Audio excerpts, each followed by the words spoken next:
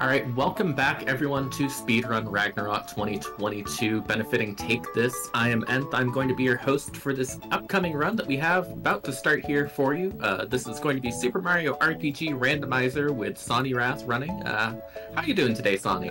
I am doing well, and I do appreciate you coming along for this. I appreciate you hosting this. I appreciate you just everything that you're doing. I love it, and I find it to be amazing. But yes, hello everybody. I am Sawneyrath11. I am going to be running Super Mario RPG Randomizer for you here. Estimate's going to be 3 hours because all of you met the incentive of making me go through the factory, so I do greatly appreciate that. So, without any further ado, we are going to get this run underway in 3, 2, 1, go. So you may notice that we are starting off with Toadstool on the file select screen, and we already have our first progression key item being the Bambino Bomb. So one thing to keep in mind with the flag set that I'm running is that I have no free characters, so I'm only starting with one character, and that one character is Princess Toadstool herself. And now I'm going to be running a route to obtain key items known as the World Tour, as well as obtain some other items along the way in order to try to make a little bit of money in order to purchase some things from the shops, as the shops are randomized, the treasures are randomized, and where the key items are located are randomized. So hopefully everything goes well. But we will find out as the seed progresses. Something else to keep in mind is that the spells that the characters get are also going to be randomized. So Toadstool, as you saw, has Fire Ward, and that is a really good weapon right off the bat, with that one glove giving plus 80 attack. You already see the experience booster here in Toad Town Shop, as well as the Ghost Medal. You might notice 2 arrows on a few of the stats. That means they are boosted. The mushroom means immunity to the mushroom status. Basically, any status that you see will be immunity to that status. And then, of course, there's elemental resistances as well as the elemental immunities in and of themselves.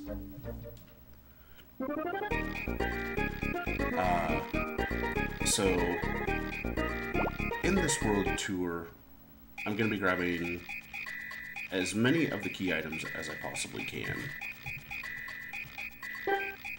Now, you mentioned those status resistances and like that. Is there any specific status that you're sort of looking for gear to resist early on here as you're sort of going through all these shops? Ultimately, KO resistance.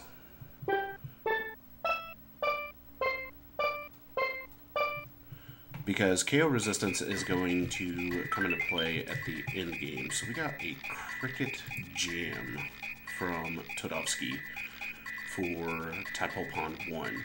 I did mention the Bambino Bomb as a progression key item earlier on. There are a grand total of 3 progression key items in this game, and all 3 of those are the Bambino Bomb, the Castle Key 1, and Castle Key 2. That chomp shell is ridiculous. 115 attack on it is absurd. So if I find one of those, that's going to be amazing.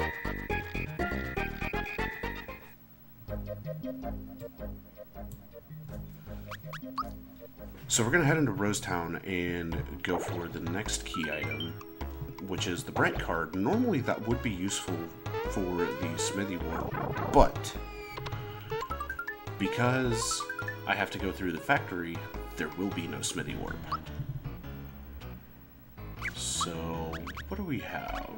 Energizer, Karakara, Cola, and we do have a rare scarf. And I'm going to equip that rare scarf over what I had. Equipment-wise, though, what I am looking for are decent pieces of gear for attack and defense, as well as magic defense. Granted, physical defense in and of itself does not matter too terribly much, as you can block physical attacks to take 0 damage if you time them properly. That is a glorious super suit.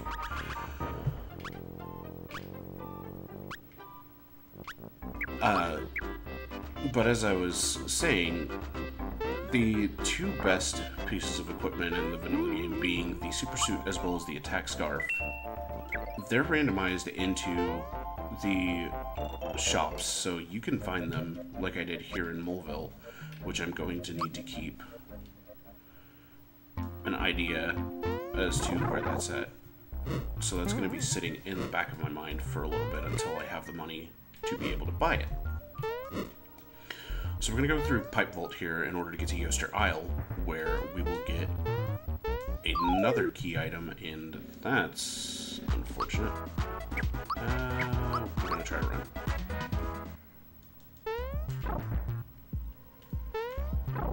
We successfully ran. So running is not something that's going to be guaranteed. It is going to be completely RNG based until I have an item called the Sia.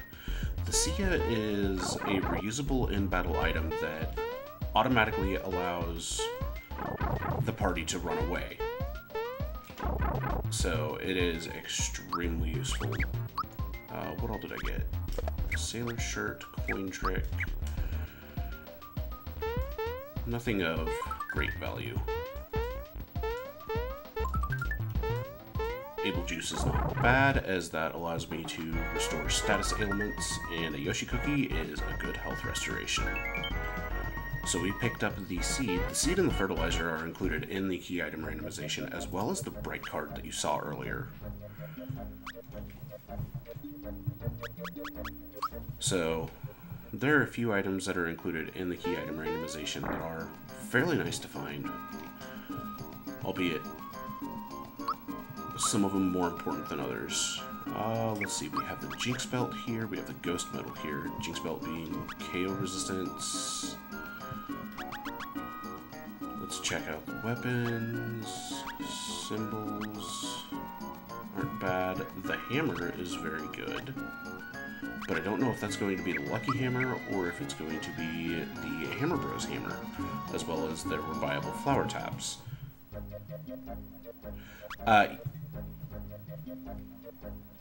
Kind of, to answer the vanilla with quality of life options, most of your quality of life is going to come from the flags. Now, the best quality of life option that the randomizer does have is it has a flag called Free Shops. And what Free Shops does is it gives you 9,999 coins as well as 999 frog coins. So you can buy literally whatever you want right off the bat. Why did I go into the Musty Fears area? That is not where I need to go. I need to come and talk to Goomba. So we have Fuzzy Cape, which is pretty much nothing. Super Slap's alright. Punch Glove's alright. But that flower box is really nice to see there. So we got it earlier times. That's not something that I want. So we're going to go ahead and keep the safety ring because it has KO resistance. That'll come in handy later on. I need to talk to the Goombets. And they have Power Blast. Power Blast giving attack up, which gives you 1.5 times your normal attack. So I have to talk to this Thwomp 7 times. He'll say, "Don't you dig these vibes?" And we get a temple key for enjoying the vibes.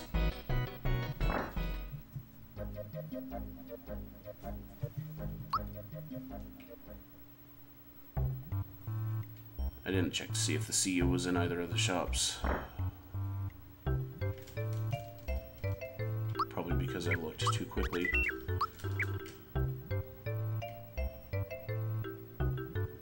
So we'll go ahead and pick up that C, because that's going to speed things up significantly.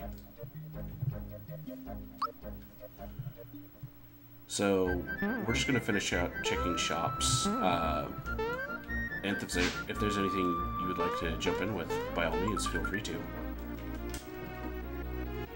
Well, we don't have any donations in at the moment to read, but now's a good time to remind everyone of some of the incentives that we're currently having bid wars on. We have a couple of different character name bid wars for the rest of the day. We have both the Final Fantasy I Pixel Remaster character incentives and the Wild Arms character incentives, which I believe a few of them do not have anything on them yet. So if you want to get one of those characters named, basically whatever you like, please make sure you get those donations in. All the money we're raising this week is going to take this, which is an absolutely amazing cause. So make sure you're getting those in, and let's see what we can do. If we can't get those bid wars heated up by the time we're getting towards the end of this run. So that's a pretty good slap glove here available in the sea.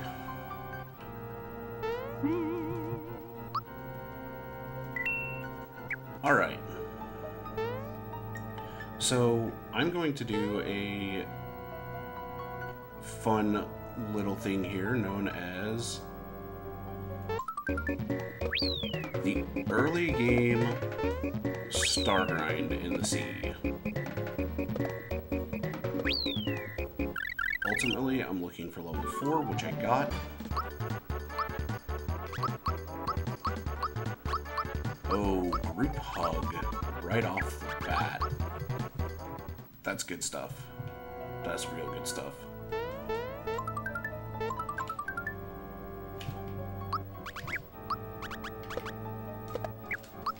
So we'll go ahead. Sorry, go ahead. I was going to say, we're going to go ahead and equip that royal dress, and there's one more chest to find in here. Go for it. I was going to ask, now all the spells, of course, are randomized here. Is there any, particular character that you're looking to get spells on mostly? Like, does that affect sort of how you approach it if different characters get these different spells? Or is it just mostly, you find the good spell, it's just you have the good spell now? It's mainly I find a good spell, I have a good spell. I can change my character composition at any given time that I want. So, as long as I find good spells, then I'm gonna be a-okay. But now we get to the most fun part of the randomization aspect of this game. The boss randomization, as we are about to head towards the Hammer Brothers spot. Now, to give you an idea as to how things are going to work as I completely mess up my movement, the boss spots are going to be static on their HP. So whatever boss is in the boss spot, they're going to have the equivalent amount of HP that that boss spot would have in vanilla. So in the case of the Hammer Bro spot here, you've got 2 Hammer Bros in vanilla that have 50 HP apiece. But here in the randomizer, nice ice bomb. Here in the randomizer, it's going to be whatever boss is here with a grand total of 100 HP. So in this case, we have Bowyer with 100 HP, and he's gone.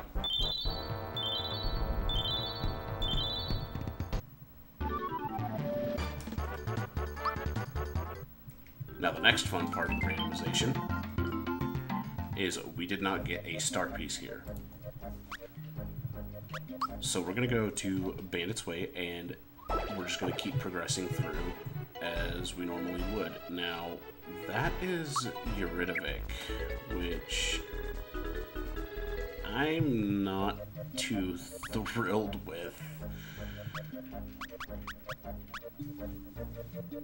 Because Eurydivic is a very rough fight more often than not, because he tends to open up with a spell called Water Blast.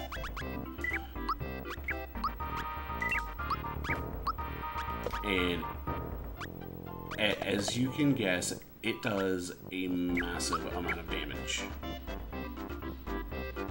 Now, you may have noticed me equip the Super Suit onto Toadstool, but check it with Mario, and you saw that Mario's magic defense went to some garbled characters. That is because you can underflow your magic defense in this game, but if you do that, you're taking a massive amount of damage from any spell in the game.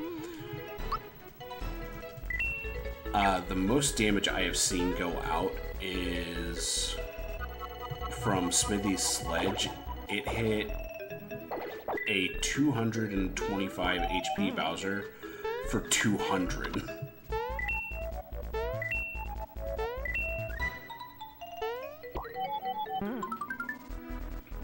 So basically, like, until it's super late game, if you underflow your magic like that and you get hit by the wrong spell, it's pretty much a guaranteed one-shot. Is that correct? Correct. It's painful.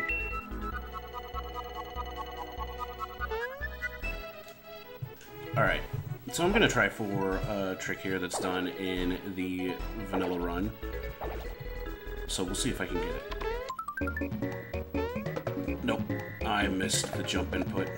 So what I was trying to do is, I can jump off the dogs here in order to hit that box without moving the platform over. Bowser Crush on Toadstool. But unfortunately, I missed the jump, so we're never gonna know what's in that box.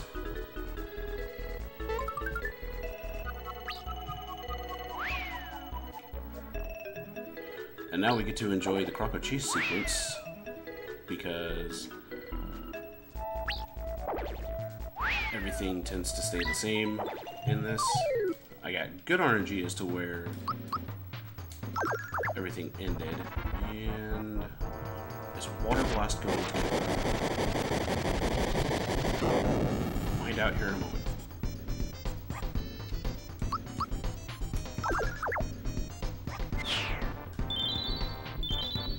There we go.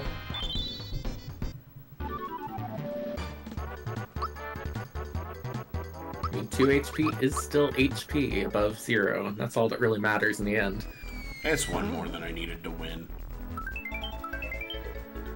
Creeper Flag and Maple Syrup. Unfortunate. No star just yet. So there is one key item in particular that I would like to get. That is the shed key for Seaside Town. Why am I going to the item shop? I need to come over here and just run a quick save.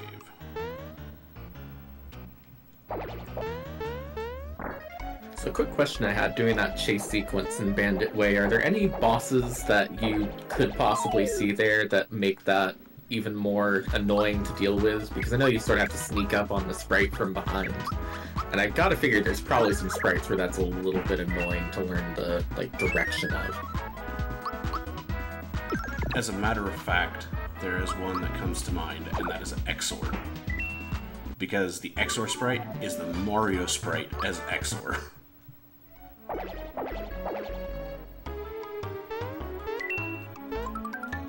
That just sounds very unfair. It very much is. Oh boy, a Muku cookie.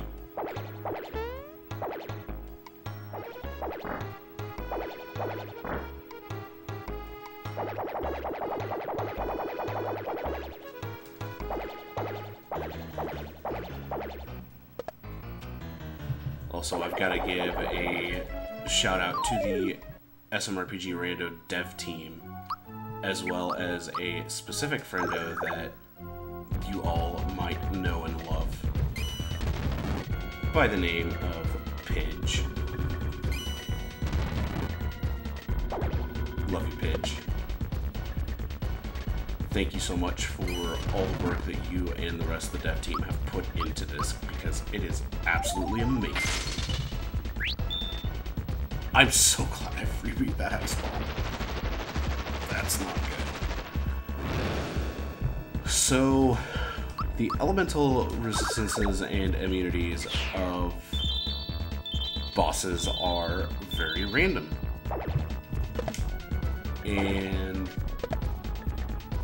as you can tell, these guys are all immune to ice damage, which is not very nice. this.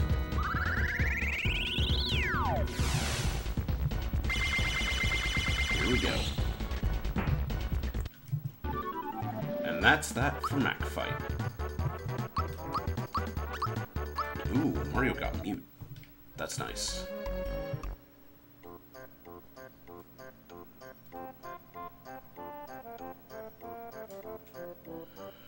So still no star pieces just yet. However, we have only just started defeating these bosses.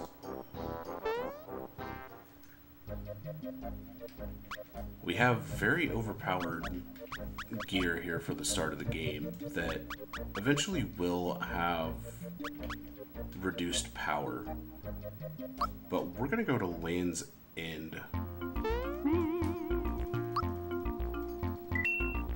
And this is part of the key item route that I tend to do.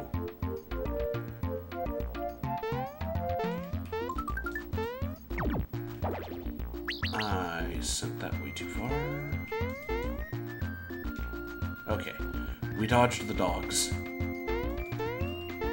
That was the biggest thing I was worried about. Because we're in a late game area. So anything and everything here can obliterate me in one hit.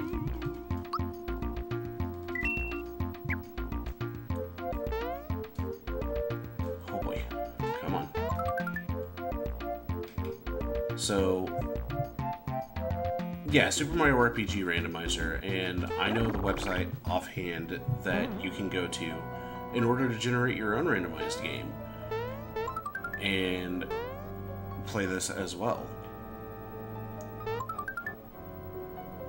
And that would be randomizer.smrpgspeedruns.com. You can also go to the Super Mario RPG Discord that also has the Randomizer channel in it, where there is currently a tournament going on. That's an Elder Key from Sewers.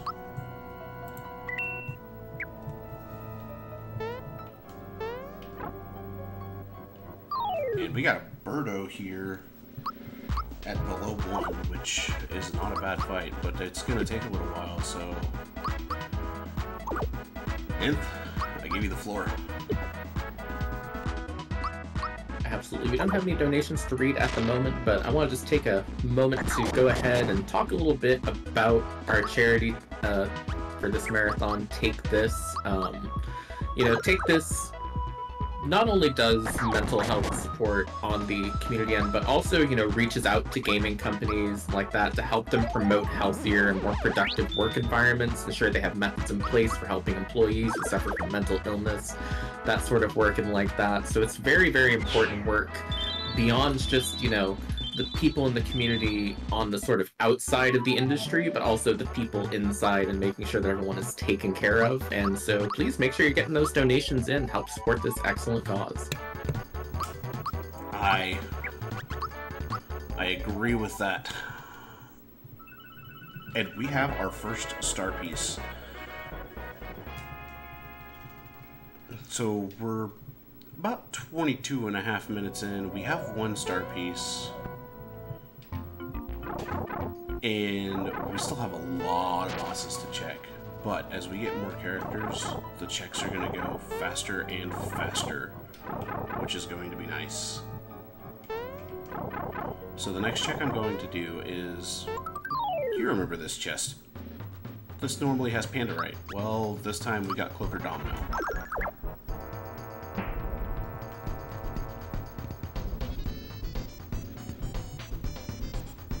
Is there usually a preferred one of Cloaker Domino that you're aiming for here when you actually get to this fight? You want to leave Cloaker up. Domino hits with very strong magic attacks.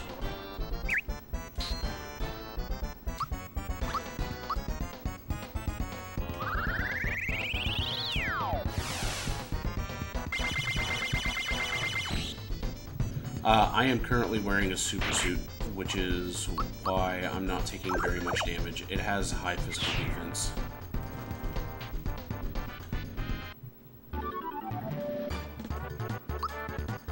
So So there goes Cloaker and Domino at the Pandarite spot. And no star piece there, but a Royal Syrup is not bad. Royal Syrup in and of itself is fairly good, but I'm not going to be using syrups very much. Instead, I'm probably going to sell that off for some money. I need to remember to grab a weapon for Mario, potentially the Super Suit.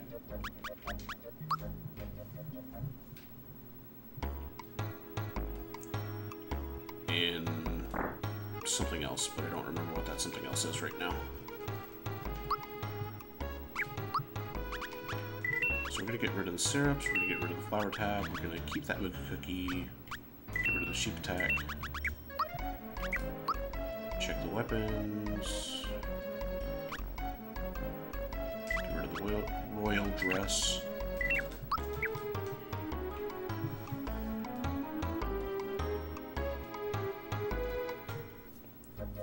And before we go into the forest maze, which has my favorite track in Super Mario RPG, outside of Smithy 1, we'll grab a Womp Glove for Mario. We're going to throw that on. We're going to sell off the Max Mushroom and the Mega Elixir. We're going to grab a second Super Suit and immediately equip it to Mario. Mario's going to get the Rare Scarf, Toadstool's going to get the Safety Ring. So now Mario and Toadstool are going to be dealing massive amounts of damage and not taking too terribly much damage.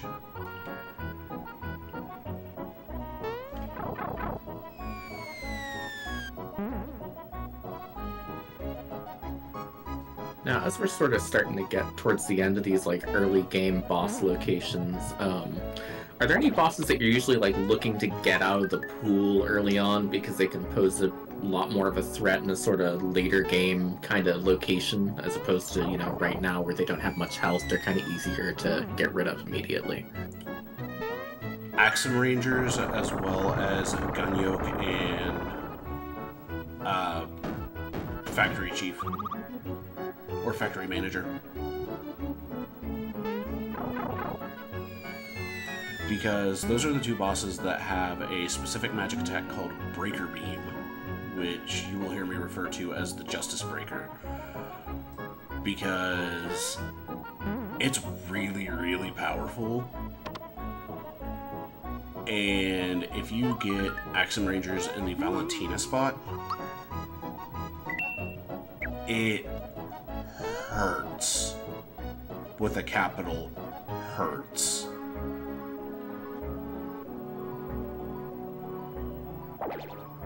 Oh look, it's everybody's favorite Cloud.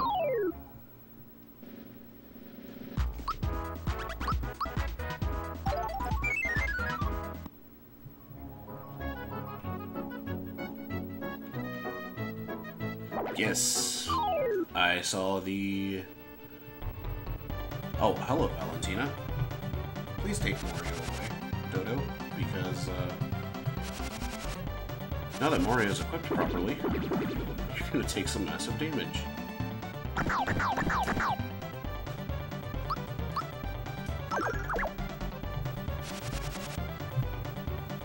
So Mario was doing nothing, but is now doing 276. Oh, you've got Geno Boost. Okay, Malo, looks like you're gonna be staying.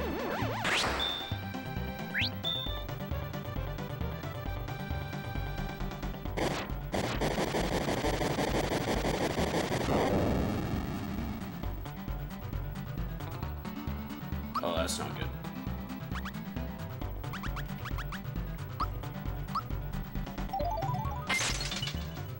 That's not good.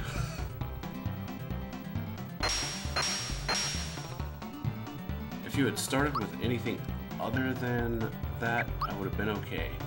But because you started with that specifically, it hurt me.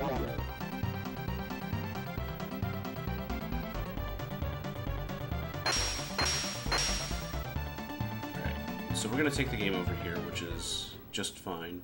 It brings us back here to the start of the maze, and that allows me to do things a little bit differently.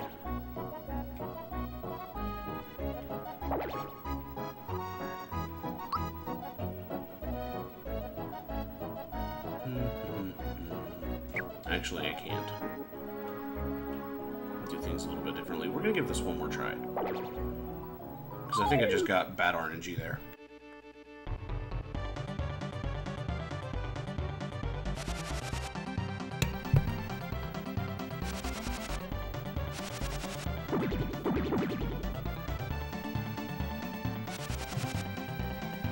Flutterhush is not okay.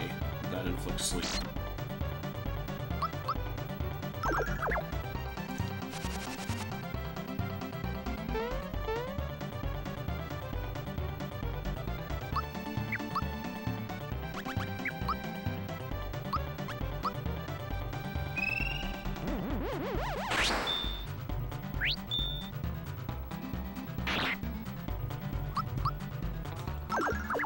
Alright, this should go much better. This should go much better now that I got a physical attack on the first hit. By the way, what's better than 1 mallow? 3 mallows.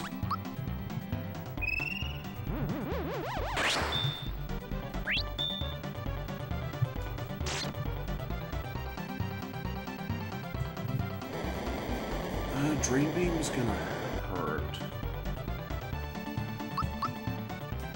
But Valentina should go down here. Perfect.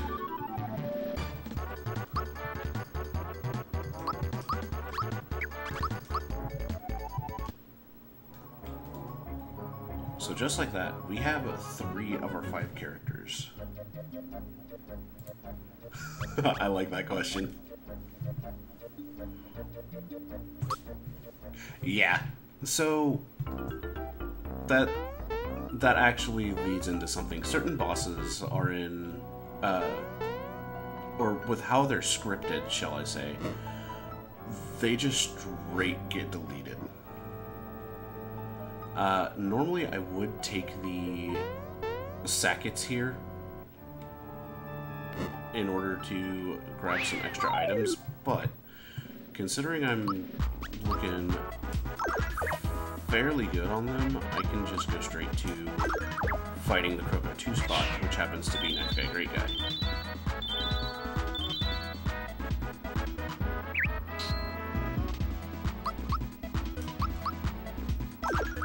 So we're gonna get another key item here from this fight.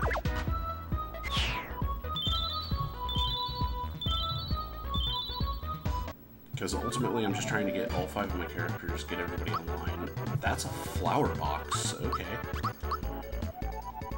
That's more money. Castle Key 2, that is one of the other progression items that's needed in order to access every single boss spot in the game. So we're gonna run back with this star, grab those first 2 bombs.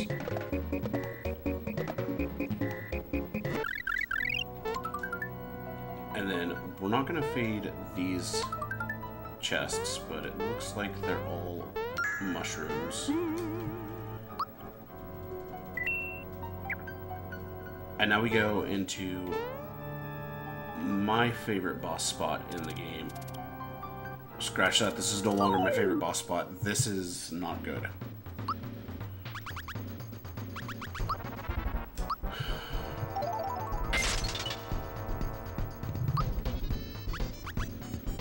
I have to play this very smart.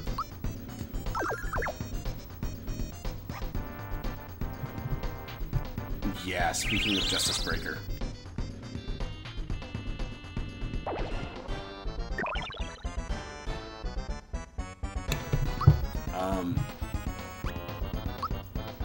Ant, I might need you to take over for a bit while I figure this fight out real quick. Absolutely. Now, this is obviously an unfortunate boss to find in this spot, as we were talking about earlier with the Justice Breaker and like that being a threat basically at any point in time in the game where you run into it. but, you know, a little bit easier to handle in some ways earlier on. This is still going to be a bit of a rough fight making your way around. We do not have any donations to read at the moment, but it is a good time to remind you again of the incentives we have going on. In addition to those bid wars we have today, we also have a few bid wars for tomorrow open for Ultima 3 character names and character genders, as well as the Kill Word British incentive for that. So if y'all want to see that happen too, now's a good time to throw in. But we still have the bid wars for today, still active. You can still get those character names set up for Wild Arms and for Final Fantasy 1 Pixel Remaster. So please, you know, make sure you're getting those in. And that looks like you're through this fight. Yep, I managed to get my turn order to work out just right to where I did not get a Justice Breaker, but instead I get a Bowser. So, just for you guys, I'm going to do the minecart minigame, and what's the most fun thing to do during the minecart minigame?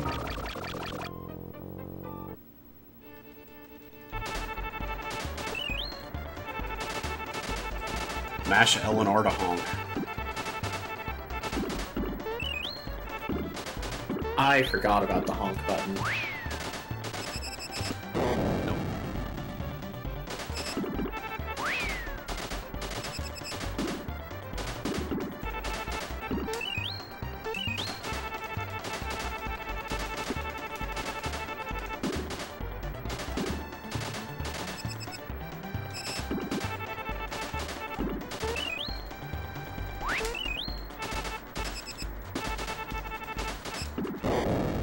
Really? That should have... Oh well.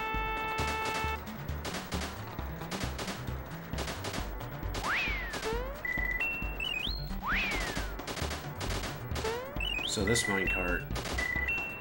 Minecart I'm not as well practiced in as I really should be. But... meh. Minecart isn't really a huge part of Randomizer, as we tend to normally just run out of the mines instead of actually complete the minecart.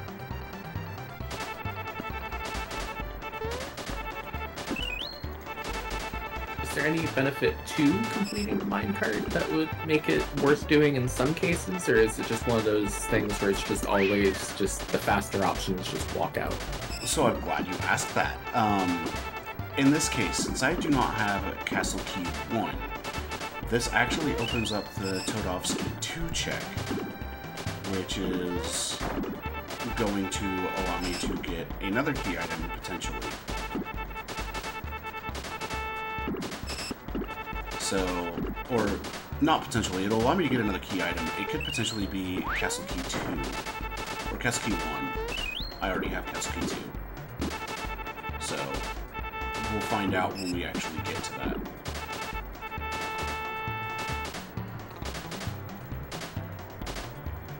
But we are ending the, or we are nearing the end of the minecart minigame. We're in the last section of it.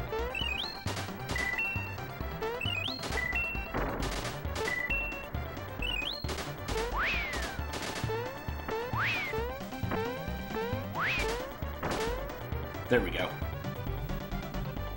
I didn't float in the air. I just straight dropped.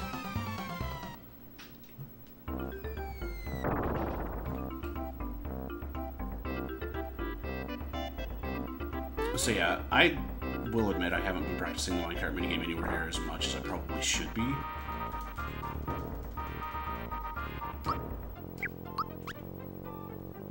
Okay, Gino's gonna be the last one to get a super suit. I need to get rid of the sheep attack. I need to buy that super suit. And then Gino will also get a womp glove. Good to know.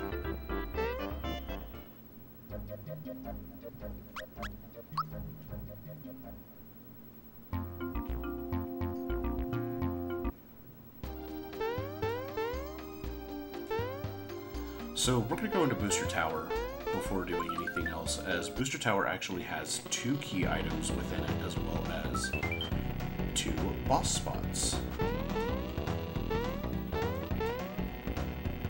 So we've got Booster, of course, as well as Knife guy, great guy.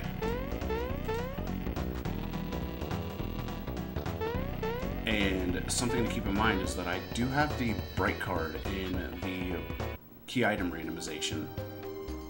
So I will need to come back in here. 5, 3.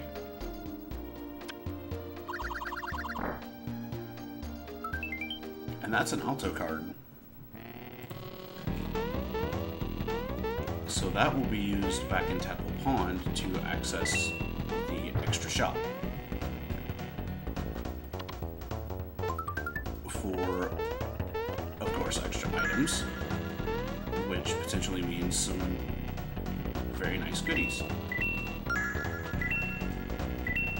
Okay, so that's the rune key, which goes to here to get it. Okay. So we can turn that wallet in and get an item for it, since we have freed Mushroom Kingdom from Mac. Though it would just be a normal item, not a key item.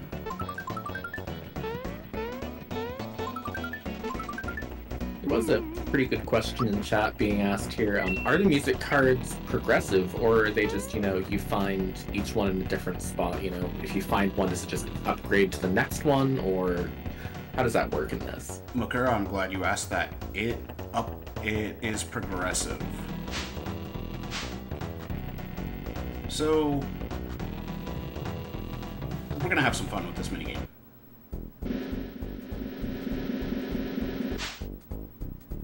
As you can see, Mario is clearly poking out of the curtain. But the Sniffets can't see him.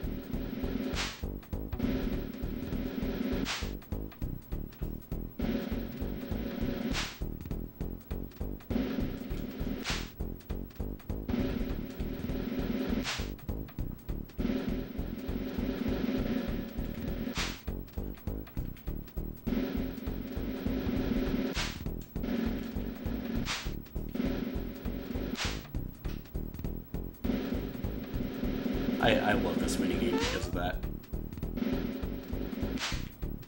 I feel like the kind of looking past it in plain sight thing is just the most relatable thing for anyone who's ever lost something around the house before.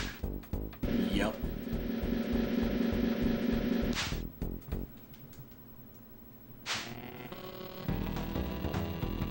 I'm still totally behind that curtain. Jinx, you cheated. There we go.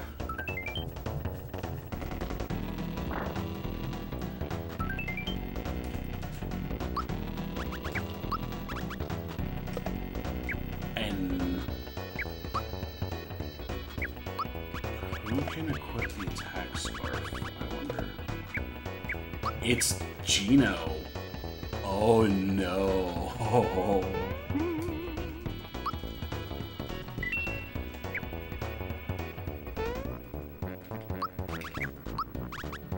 Stats on the... Oh no.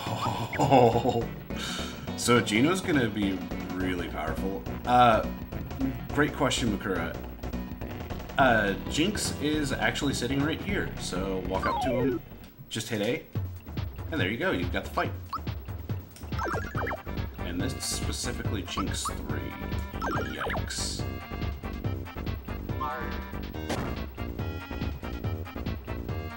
Yep, that hurt. That hurt.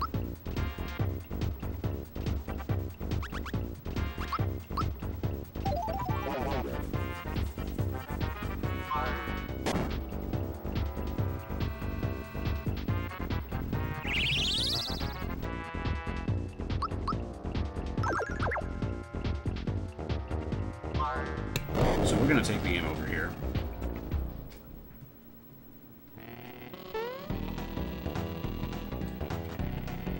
It's not the worst that it could be, honestly.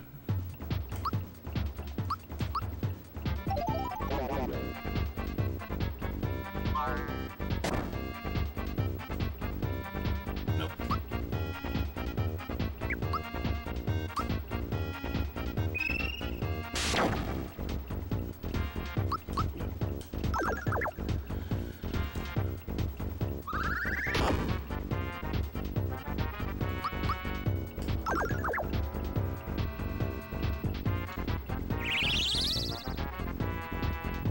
Pretty much. Though I love that. Good, that quick silver next. And I mistimed my guard there.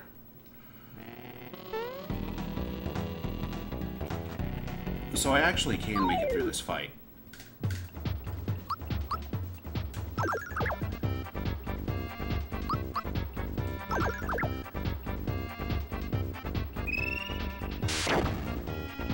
That's fine. Because that leaves both Mario and Toadstool up as my main damage dealers. So we're going to power up.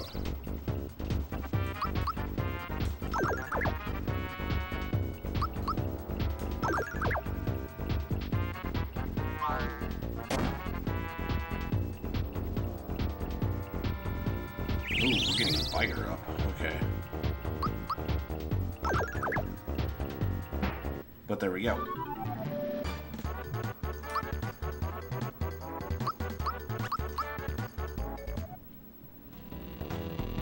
And so some of the fights actually do boil down to whether or not you get the counterattack scripts, which the Jinx fights have counterattack scripts. The unfortunate part of Jinx being there is that the booster spot in and of itself has a lot of physical attack. And it's Box Boy.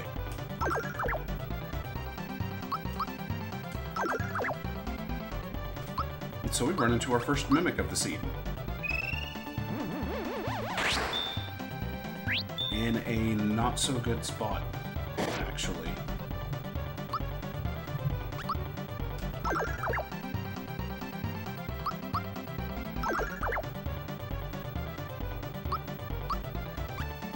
That's right now.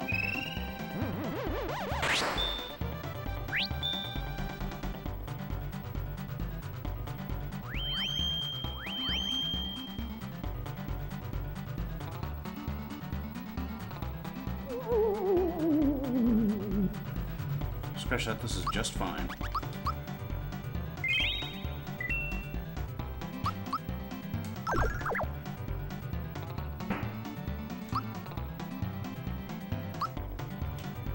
Oh, we're gonna defend with Mallow.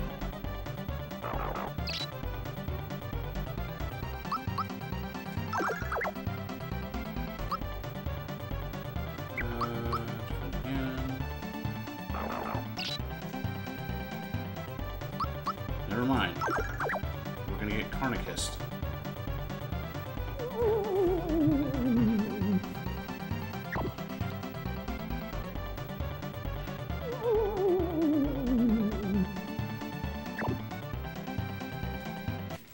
Alright, we're gonna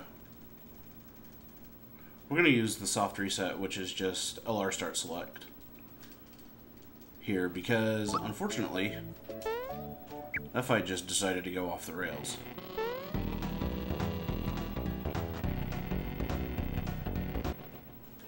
So we'll give it one more shot.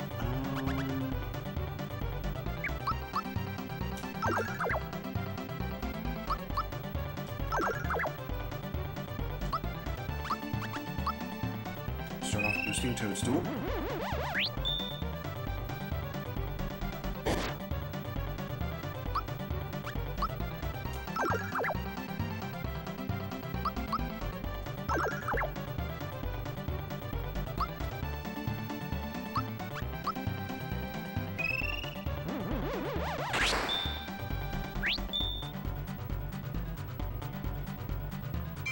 Meteor Blast isn't good. Oh, it missed. Never mind. This is fine.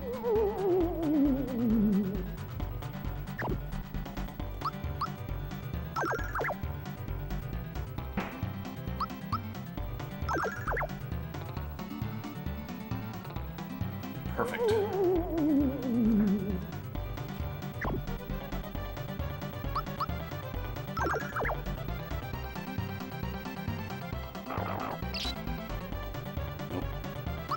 Carnicus is really hard to block, as you can block it, but that's the end of Box Boy, fortunately.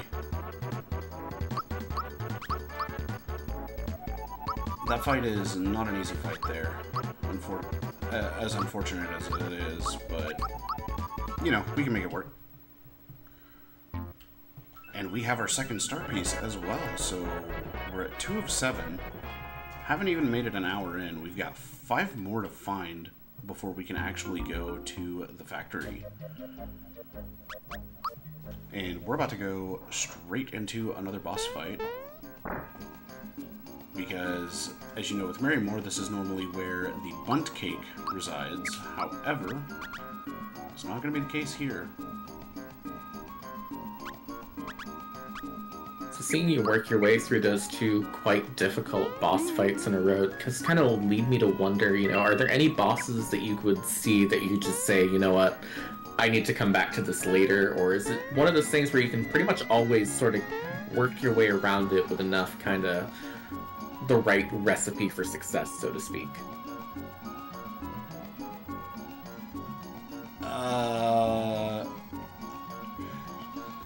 Well, hang on a second, because I need to process what I just saw here, because that's countdown at cake, which is not good. There are some of them that I know I can do, but they're, like, in the case of the Valentina spot, depending upon what I see there, that is definitely I need to come back to this. So there have been some spots throughout my time playing this that I have gone, okay, this boss is at this spot, I need to come back to it when I have something that I can actually use in order to be able to take them down effectively. 2 hits to take out 1 of the Dinglings. Okay.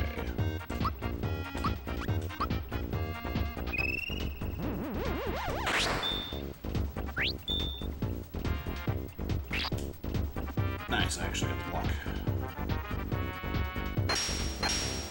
Second. Okay, it missed. Did not kill. There's the once again. And this is where the countdown fight becomes easy. We have our full complement of characters.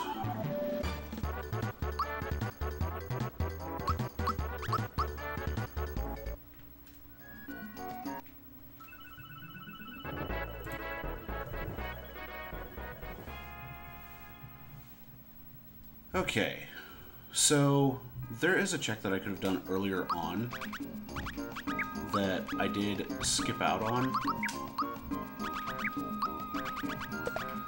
I don't know if the rare scarf, attack scarf, super suit, wonk glove.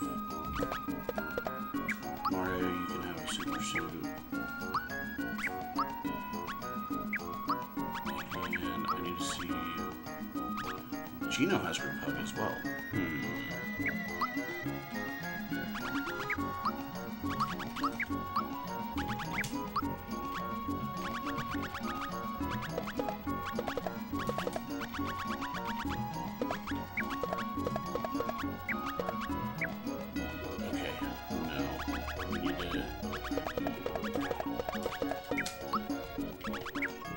Keep Toadstool in the party for right now.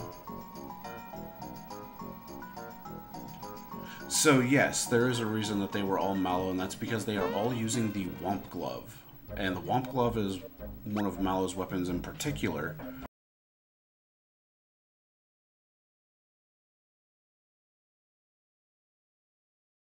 So that actually causes the character sprite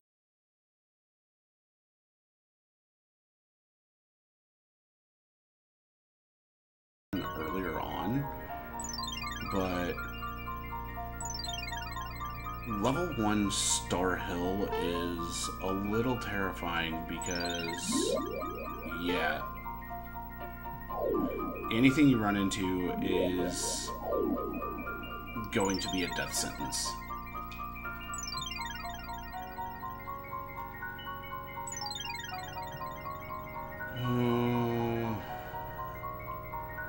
So I have one of 2 options for endgame on this seed at this point.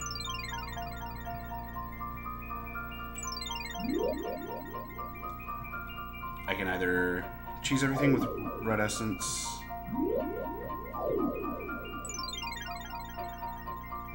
or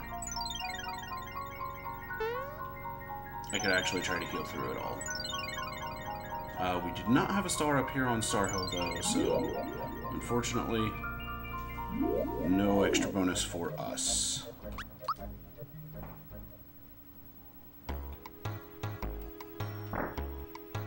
Okay, if I remember correctly, there was a Bloom here.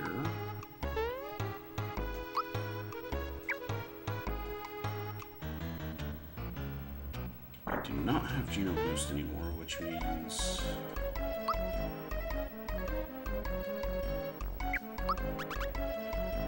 I would need to go Yoshi Aids.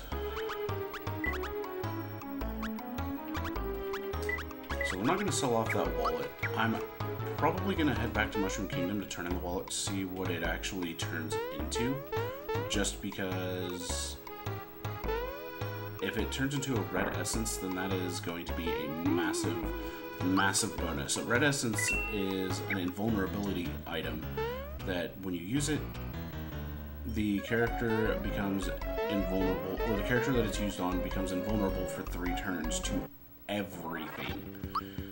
This is Bloom 1. I can do this.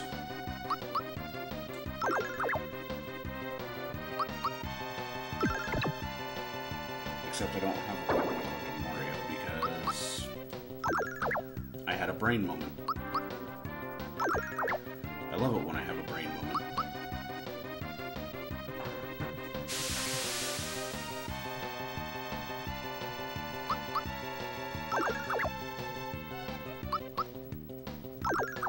So, Bloom 1, the worst that you have to worry about is, in vanilla, is the Sleep Sauce Infinite. But here in the randomizer, since you can randomize status ailments, there's pretty much nothing to worry about. Hey, Mario got Super Jump. I'm probably never going to use it, but Mario got it.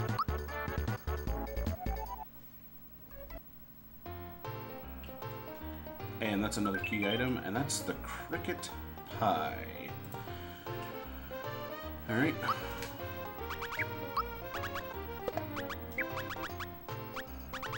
Oh yeah, it's because I never bought a 3rd Womp Glove. I should probably do that.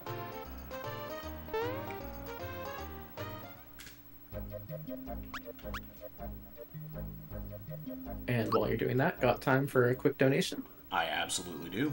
I was actually going to throw it over to you for the entirety of the C-section. Perfect timing then. We have $100 in from Lily Valor saying, love the run so far, happy to support the cause, and always happy to see communities come together to raise for charity. Thank you very, very much. And that money is going towards that Kill Lord British incentive. And remember too that if you're donating right now, you can still also donate towards the bid wars we have going on for the rest of the day. The FF1 Pixel Remaster and Wild Arms character naming incentives. And in addition, just while we're going through this shopping, now's a good time to talk a little bit about the Discord that I noticed linked right above, just in chat. The Take This Discord. You know, many marathons have been going virtual over the past few years with everything going on in the world, and Take This has taken note of stuff like that. AFK Online is a moderated Discord server that has been specifically designed to offer peer-based, non-therapeutic emotional support to attendees. You can visit takethis.org for more information and a link to the server. And you can also type Discord in chat, if that link has scrolled away by now, to get the link to their Discord as well. And as well, you can also join the RPG Valkyries Discord and keep in touch with us throughout the year, outside of Speedrun Ragnarok and like that. We would definitely be glad to have you.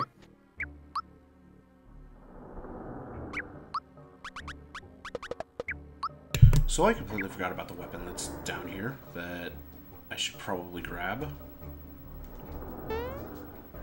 There are a couple challenges I can do real quickly to get some coins, but we're gonna see what I can do here. Just to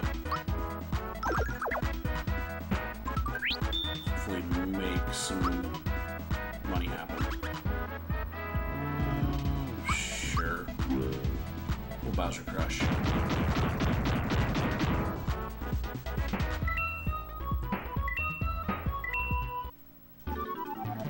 crush everything. Ooh, Yoshi candy. Okay. That's actually a good encounter then.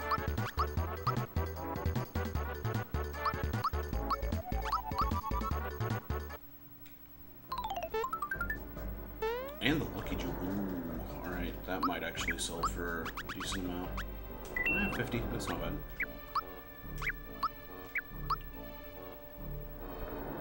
I don't think I have much of anything else that I can sell. But if I sell off this Swamp Glove... No, sell weapons, thank you. We can buy one Slap Glove, which has KO resistance on it. And a lot of attack power.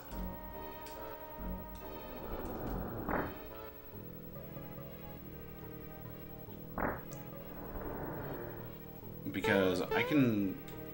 Actually, I don't need to do this. I can run into a lot of stuff with KO resistance. So, I know a question that might be going through people's heads. Is the password randomized? And as it stands in the current version of the randomizer, the password is not randomized, so it is still pearls. However... Hang on a second. I might need to come back to this. Because I don't think I have any sleepy bombs. And I don't think I'm going to be able to do enough damage to take out Gun Yoke before Justice Breaker.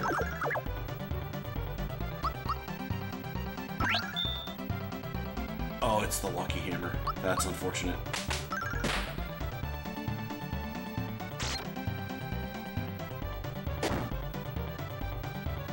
I'm definitely not going to be able to do enough damage. Oh, crap.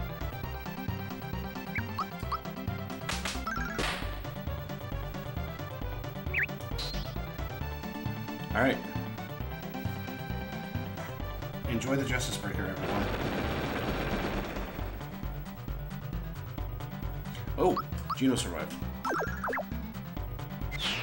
We might be able to make this happen.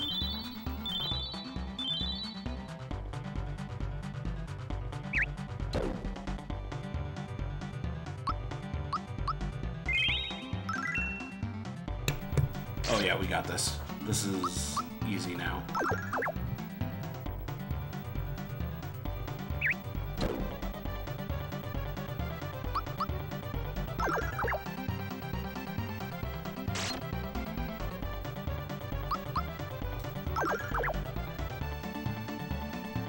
My heart stopped when I saw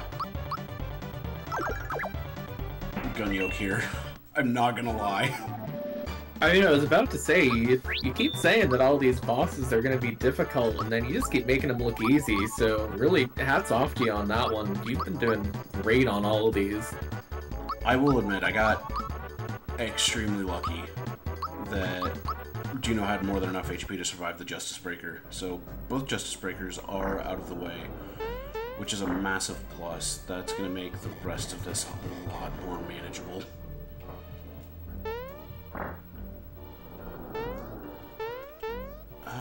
Let's see if I can actually... Nope. I messed it up. It's okay. So we're gonna grab that chest, which... I'll take another safety ring. I'm not gonna be upset about that. And we're gonna find out what's here in Hidon. Well, hello, Johnny. You're in the wrong spot.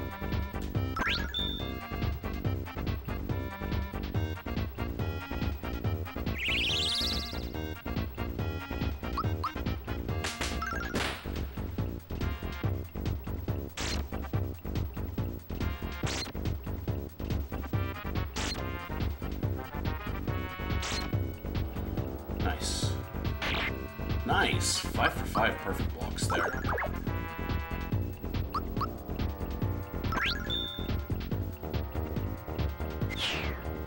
If I remember correctly, the item in and of itself, after that 10th use, just pieces out.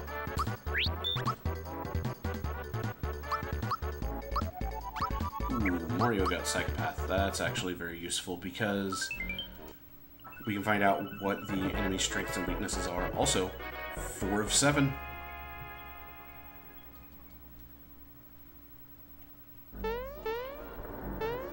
We are getting there.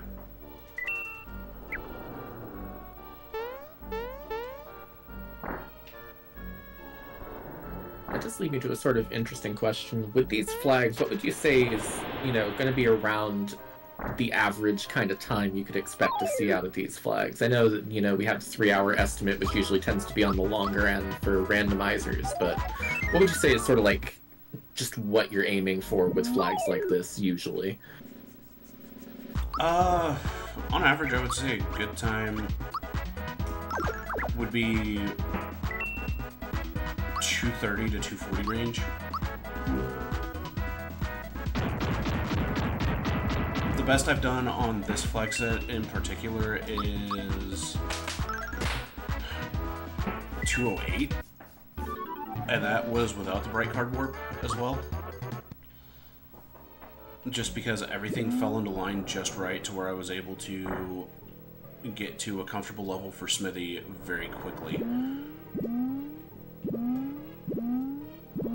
And what would you say is that comfortable level you're aiming for here? 16, 17, usually.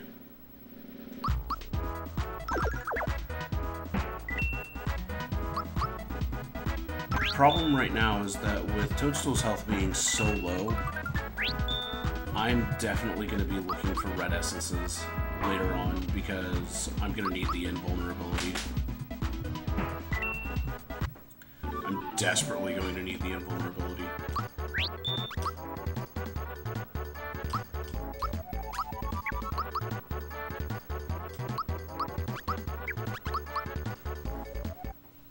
No need for a Magic Bowser, though Magic Bowser is amazing to have.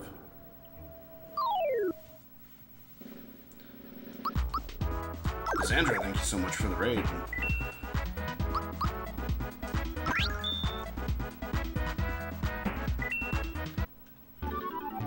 So yeah, we're 4 of 7 right now on our stars, which is, pretty good considering that we're just over an hour in.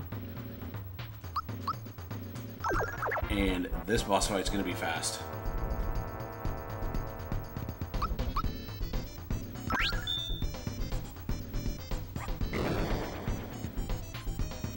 So, Nth, I got a question for you. Absolutely, go ahead.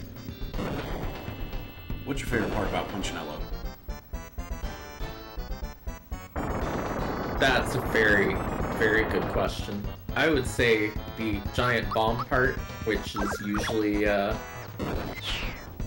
not really that much of a threat in the end, but nice little set piece to it. Mine would be Sandstorm, because Sandstorm sucks. In vanilla, anyway. Ooh, Gino got Shocker.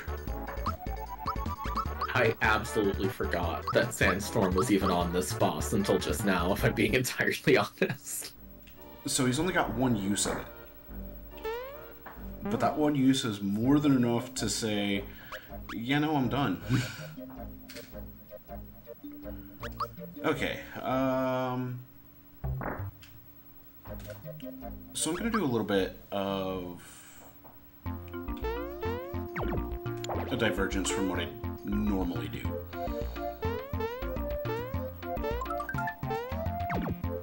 So we're gonna go to the Lone Temple to get to Monstro Town. Normally I would just run straight into Monstro Town. But there we go. But because I need to check what the Lone 2 spot is and what boss is there, it just makes sense to go ahead and get it out of the way. Now, you may have noticed that the enemy formations have been a little strange. Case in point right here. That is because I have the enemy formations randomized, and they do some interesting things. I'll put it that way. I have had factory enemies here in these encounters, and it's been like, oh, well, I wasn't ready for that, but I'll take the EXP.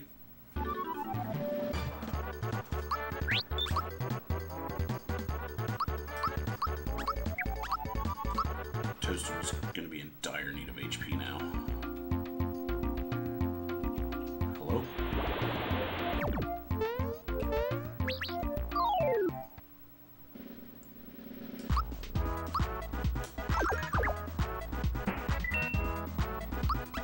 So, the way that you know which whirlpool to take is the whirlpool that the ants came out of, or the shoguns, and then you just jump into that whirlpool and continue on to the next one.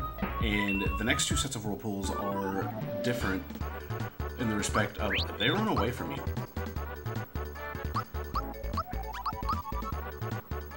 I should have built magic. Oh, I should have built Magic Bowser. He just got a good spell for it too. Psych Bomb is amazing if you happen to do a Magic Bowser. It does so much damage.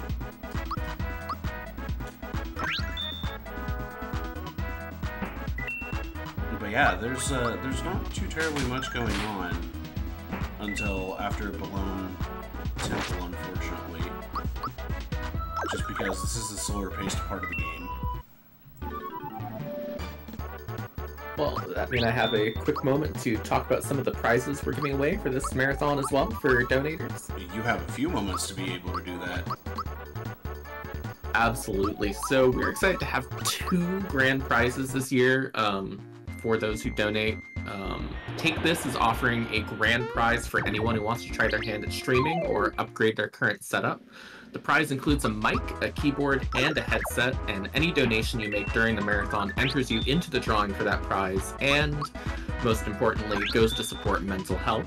We also have a pack from Team 17, the makers of Monster Sanctuary, who have very generously donated a code pack for a bunch of their other games. Whether your backlog is looking pretty empty, or you're just looking for something a bit fun to play over the upcoming sort of spring months as we sort of move out of winter here, this is an awesome prize.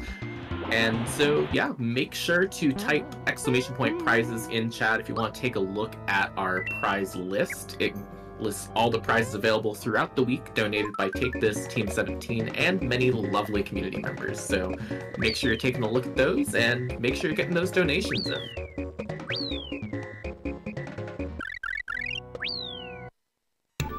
Very good first star there. I actually hit all the enemies I really wanted to. Alright, Mario and Toadstool both need to start working on HP at this point.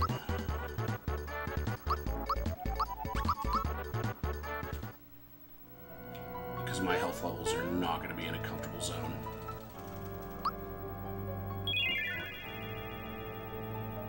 So we're going to take this second star just to get a little extra EXP.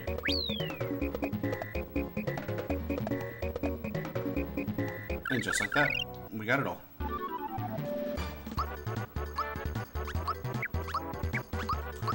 Mallow's actually looking real good on HP.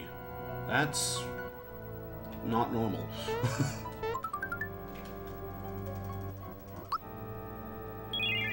Ooh, I got a goodie bag. So, goodie bag is an item that when you use it in battle, it normally gives you coins.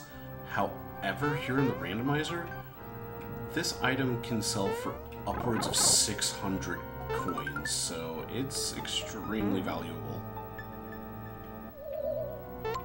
I do not want to fight that. I do not want to fight that. I don't want to fight Formless. And I got the one that I wanted on the fortune, because since I have the simple key, this gives me a few frog coins, a few items, and a few flowers. So we got some work pants, we got a lamb's lure,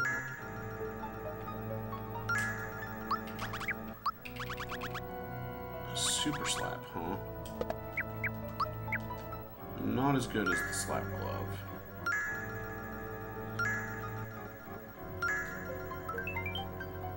Alright. So we have picked up all that stuff.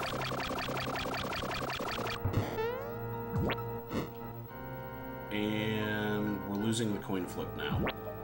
So this is a full-on coin flip. After you use the temple key, if you decide to use it, you are looking for the text, I'm so hungry, I wish I had something to eat.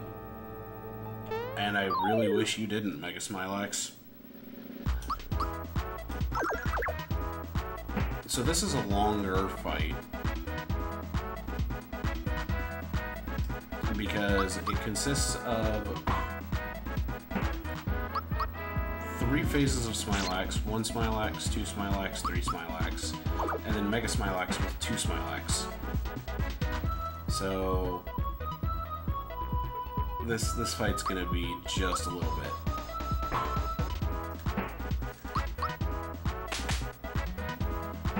With that said, I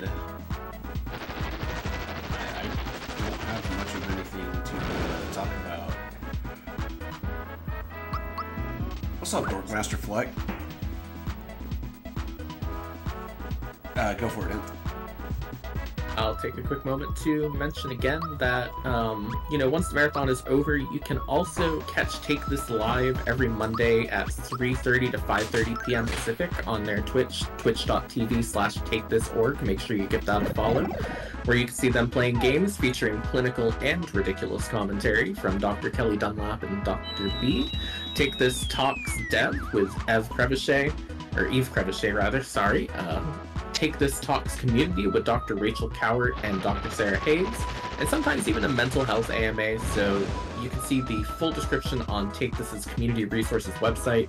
Just type !resources in chat to get the link to that.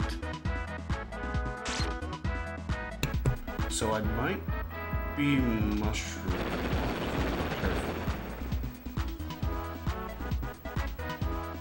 Or if I'm not lucky.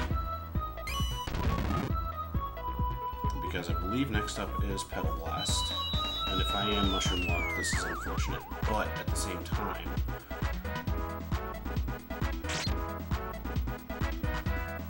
I wouldn't entirely complain about taking it out here, because that allows the stars to respawn.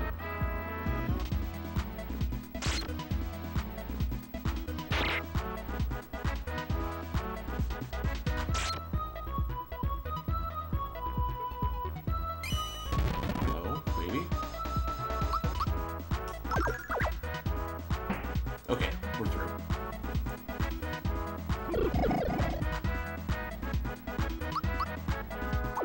Oh, okay. So, Mega Smilax is scary because you can run into a script that you just get, or you can run into the potential of just getting Petal Blasted over and over and over again and just being mushroom locked forever, which is not fun.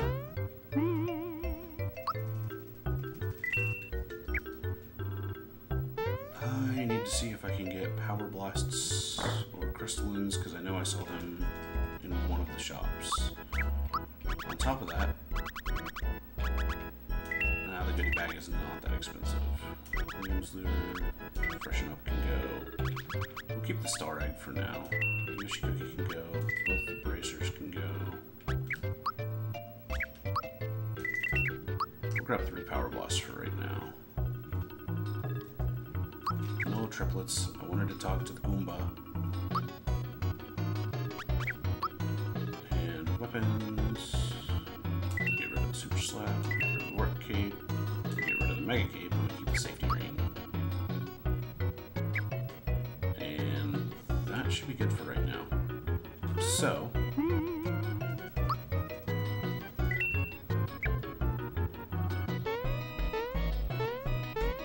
we have another spot to check with Jagger and Jinx 3 specifically.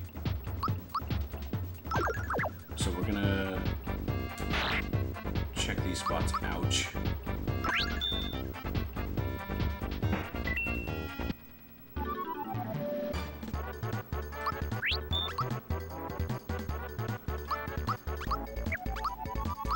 $77 HP at level 15.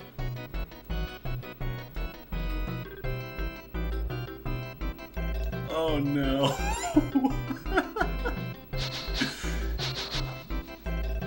I can't help but laugh at that. And that's a good oh no, not a bad oh no. This would be a bad oh no.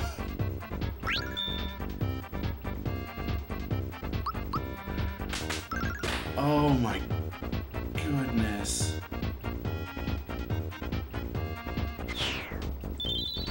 I start the Jinx Gauntlet with a box to end the Jinx Gauntlet with a box. That's amazing.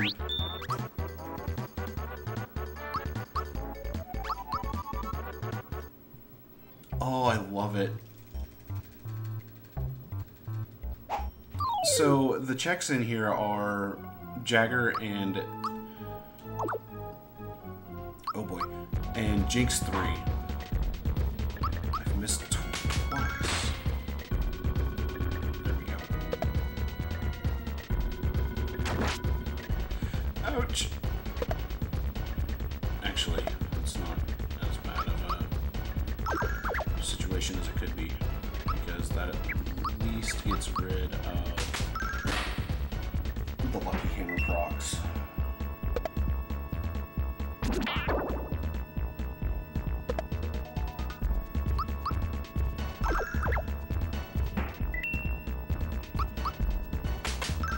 By the way, and I'm gonna go ahead and tell you this right now, when I get into Smithy 1, it is all you, but when I get into Smithy 2, I'm going to need to focus to count health, so that way I can guess where I am on the phases of Smithy 2.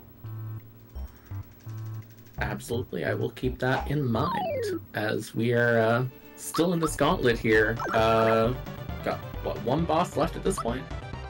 Yeah, just one whole boss left, and it's Pandorite, which is not that bad, but you've got some time if you want to talk about anything. Absolutely, I'll go ahead and go over the schedule we have for the rest of the day. If you're enjoying the run, which I definitely am, you know, you're enjoying the marathon, we have plenty more for you after this as well. We have the Final Fantasy I Pixel Remaster race between Leggy Starscream and Lady Starbird coming up. We also have an interview with Take This, as well as Wild Arms and Ham Ham Heartbreak later in the afternoon. Those with Rocco and Dream Tora, respectively. So please make sure you're staying tuned for the rest of the day. We've got a lot of very, very fun runs coming up, as well as more for the next 3 days. We are here until Saturday, so make sure you're joining us for those as well.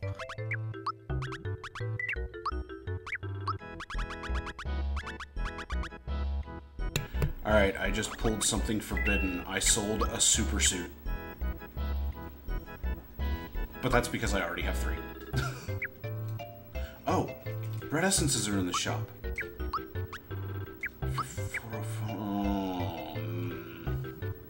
Those are expensive red essences.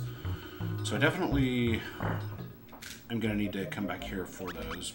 But before I actually continue on into Bean Valley, we are going to grab a second slap glove to throw onto Gino, so that way we can finally get rid of this hammer, because we're actually losing quite a bit of time due to the hammer. We're gonna turn in that wallet, see what it turns into. Here, right about now.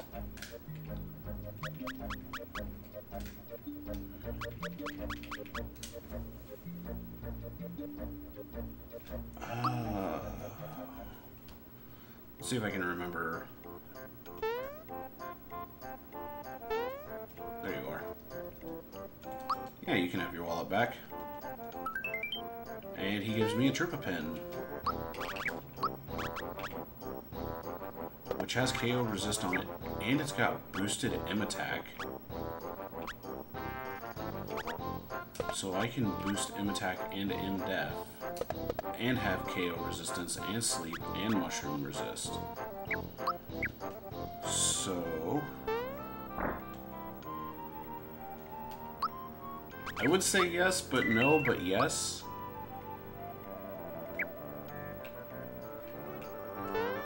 But I do appreciate the pun.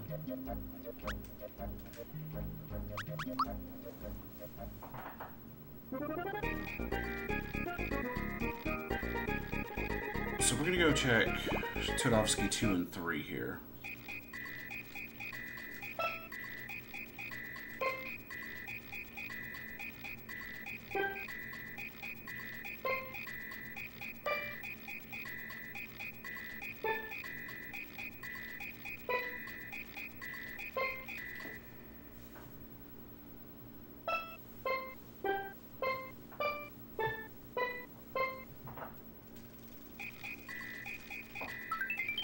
We got the tenor card from Todovsky 2, which is nice.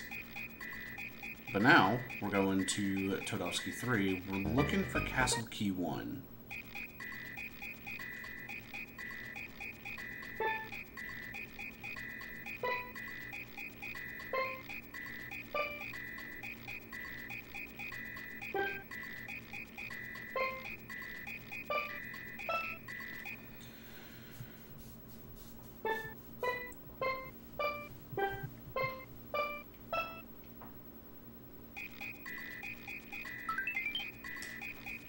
Of course.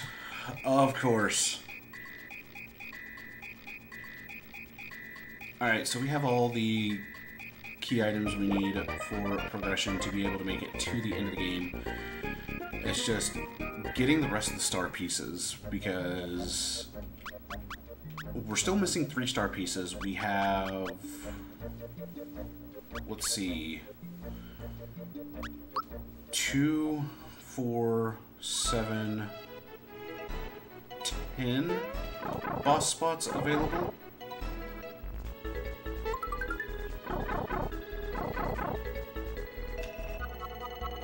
And one of them is here, or 2 of them are here in Bean Valley. So we're gonna see what we get. But first, we have to defeat a Chewy, which is still one of the best enemy names for the Piranha Plant variant. Because that's literally what they do. They just chew. Ooh, Boomer-chan.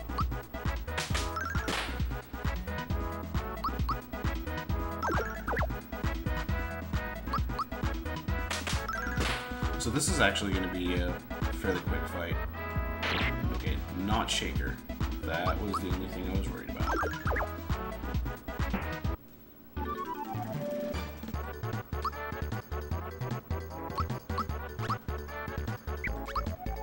$82 to $90? Yes, please. Give me that sweet, sweet HP.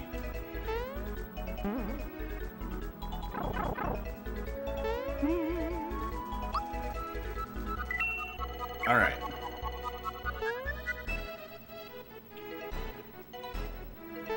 So we have a Kroko iteration here. Is this Kroko 1 or Kroko 2? It's Kroko 1. This is actually a good spot for Kroko 1. Mega Smilax in and of itself has a very high magic attack, though the physical attack is not as great. Okay, we're gonna group hug this immediately, because I forgot that Gino was at 1 HP.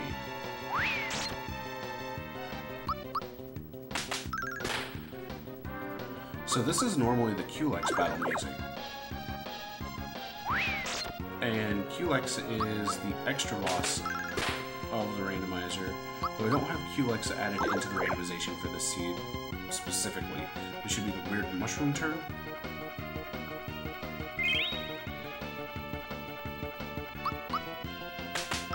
And that tells me that Kroko 1 is near being defeated, so that turn was going to be the final turn. Oh, Mario's not going to get much HP. That's unfortunate. It is.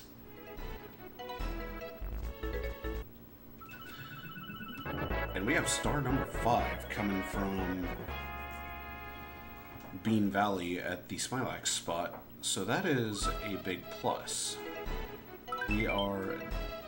Ooh, Shed Key. That is also very nice.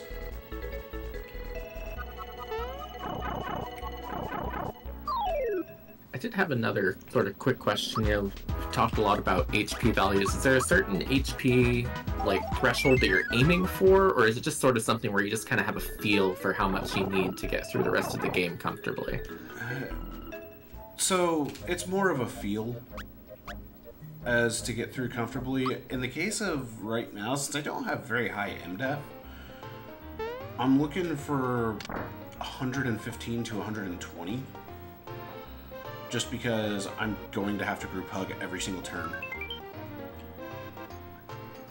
against both Smithy 1 and Smithy 2. Because the physical attacks, I don't need to worry about them too terribly much. But when it comes to the magic attacks, that's where I'm just going to get utterly destroyed. The magic attacks are going to hurt very significantly because I don't have a whole lot of magic defense as it stands. And due to that,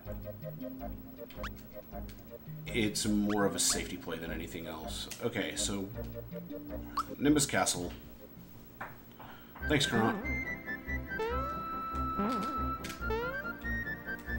Nimbus Castle is an interesting one. You want to take over for like a couple minutes while I do this minigame? Absolutely. Give me just a second here. Alright, so while we're waiting on still more donations, remember, let's have a little goal chat. Let's see if we can't hit, let's say, 4,000 by the end of, let's say, the Pixel Remaster race. That seems like an attainable goal that we could probably get to. Let's see if we can't get that met. And just while we're here too, this is just a reminder that we are not time traveling. This is, in fact, Speedrun Ragnarok 2022, put on by the RPG Valkyries, who are an inclusive group of female and femme-leaning speedrunners who all love and run RPGs. If you'd like to join their Discord, please use !Discord for the link in the chat. The Discord is open to all people and all genders, and a wonderful place filled with absolutely wonderful people. This has been a great event to be a part of so far, and I am personally definitely looking forward to the rest of it. So let's see if we can't meet that 4K by the end of Pixel Remaster. I think we can do it. So I expect there to be some questions in chat. Something, is this even randomized? Because we have Dodo in the Dodo spot.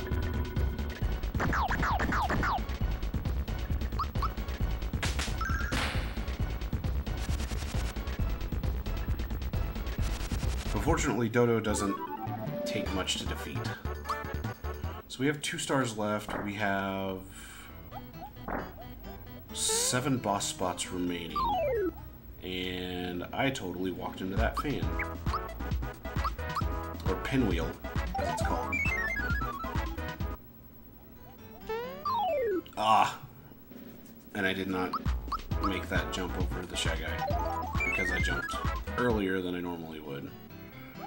So, I'm actually pretty good on weapons and armor. It's just consumable items that I am not looking so hot on.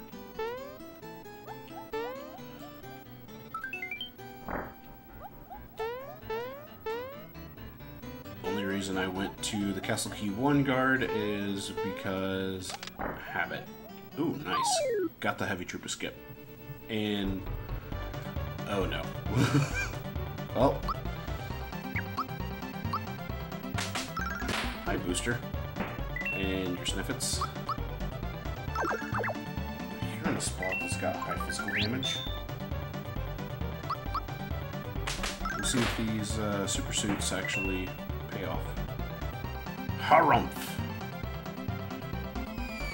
Just as I thought, it is Mario. Oh, yay! Yay!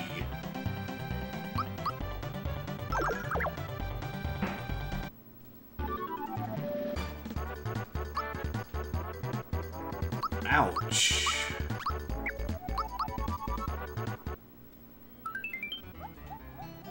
Okay, Dragon's Flag. Ooh, I got fan skip. That feels good.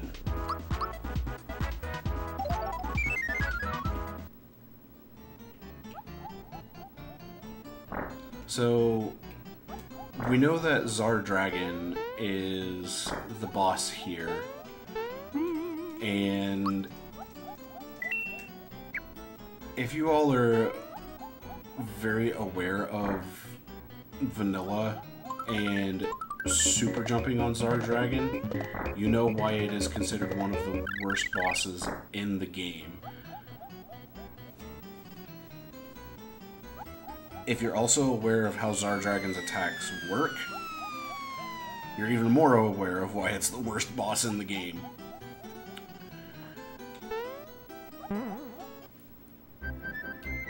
Does lead me to a sort of interesting question that just crossed my mind. Are there times where you would, look to use super jumps in the randomizer, or is it usually there's almost always better options? So if super jump has a high match power on it and the enemy is not immune to jump attacks, then super jump is extremely good. Albeit, it is still as difficult to execute as you would expect. I haven't even actually gotten 100 super jumps yet. The best I have gotten is 87. So I'm right there. Just haven't been able to get it. And I'm not consistent at all with them. So here we go. We're going to Crystalline and we're going to Power Blast. And we got a freebie on the Crystalline. That's big.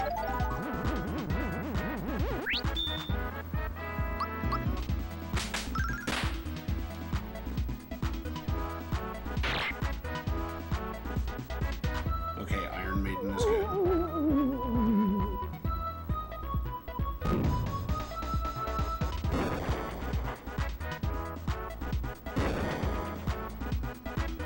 Please don't focus, thank you.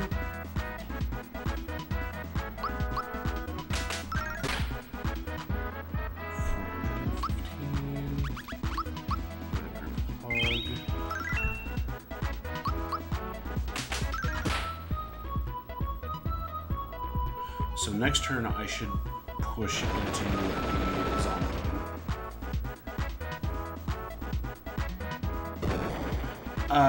If you have a full party, yes, it will isolate one party member, but if you do not have a full party, then you'll just fight Valentina and Dodo together.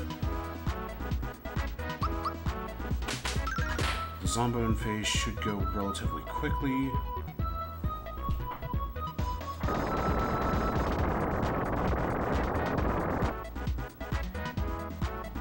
Oh yeah, this is perfect. Everything worked out.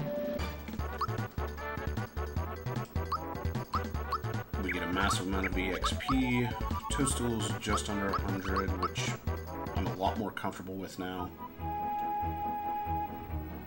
Okay.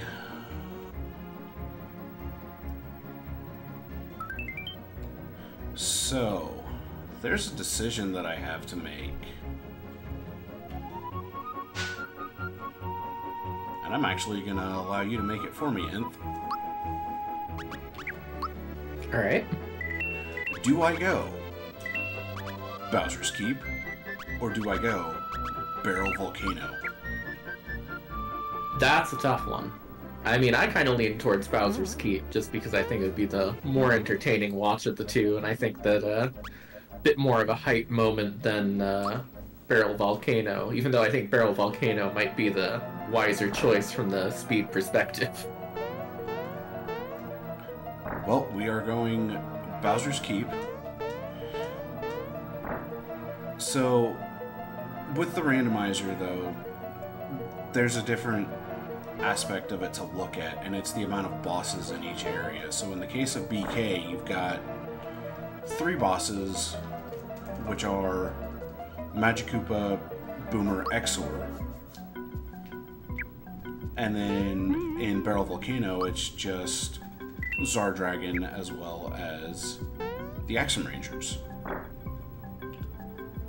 But we have the doors to deal with, and I open up with a fight door. So, you have time again.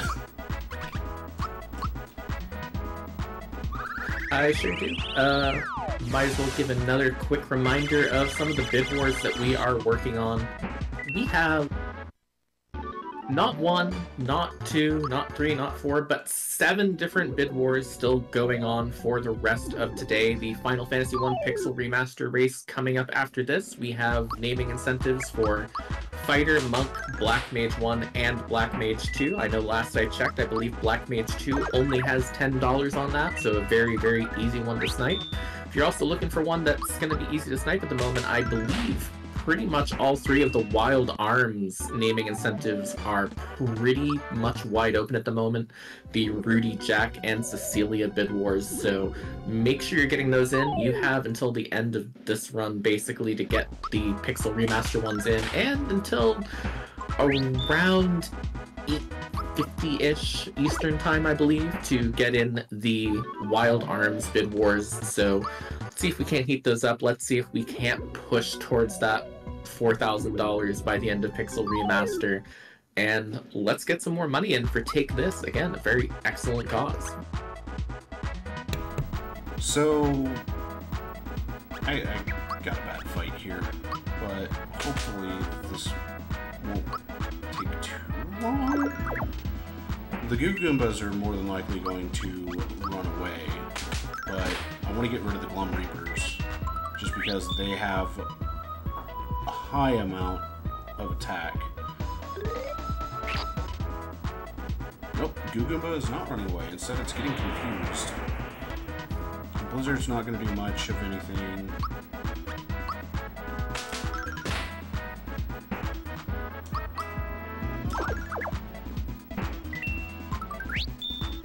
And we got the once again on the Goo Goomba, which is nice. I probably could have done a single round fight there, but I did not. Gino is looking really good on HP right now. Oh boy, I gotta remember the answers here. It's red. It's pearls. It's equip. Yard is a boss.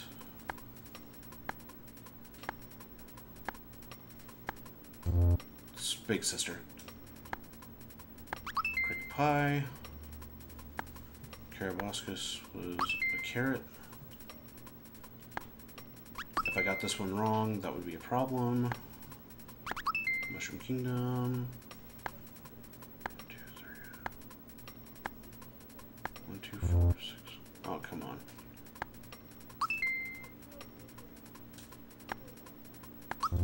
It's 8. I accidentally hit A when I went to hit down, but that's fine. We don't want to do door 2. This one, on the other hand,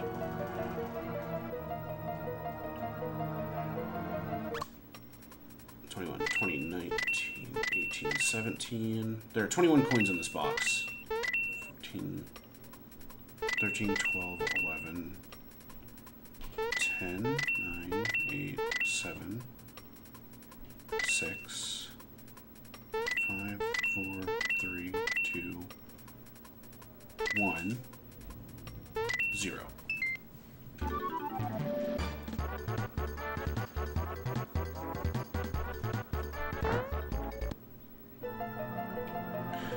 Ooh, into the barrel quiz. All right.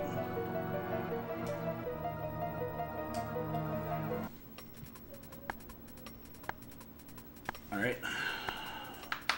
I already know the answer on this one. Oh, guess 44 on the next one.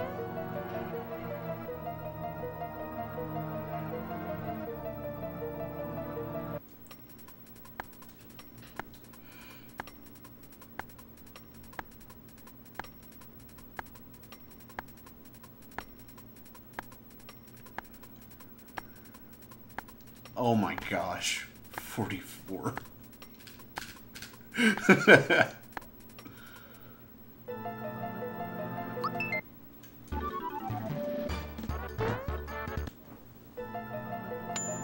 All right.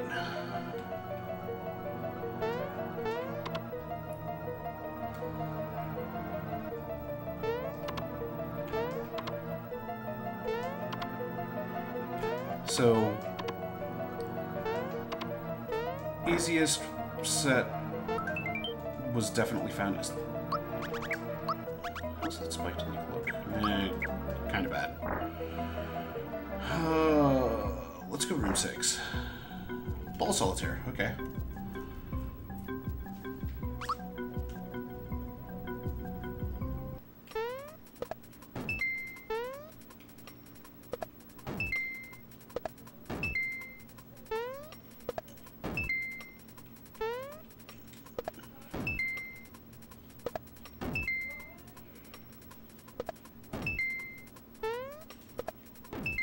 I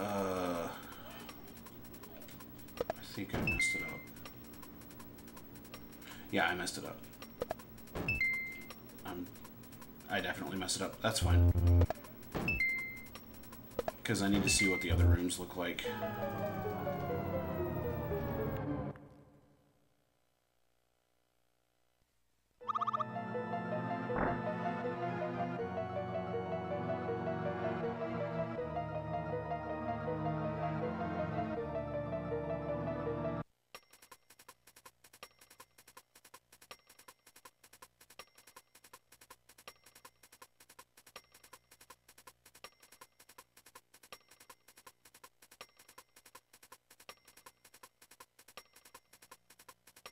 Okay. So, this room is one that's very easy to do. Because if you look at the clues and actually read them, they give very good hints as to which place they came in. This room's going to be a quick one.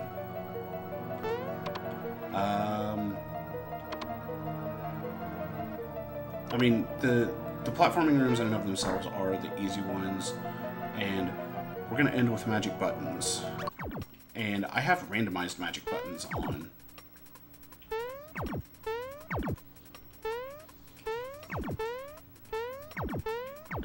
That was sort of a thing I was wondering about with these stories. Is there anything beyond, you know, enemy formations and magic buttons that is, like, randomized as well in addition to that? You can randomize ball solitaire. As well as what doors lead to which areas. Seed's been treating me really, really well. We're at 5 of 7 star pieces. I mean, we're not even at 2 hours in. I've had a lot of time just to practice the magic buttons and all that.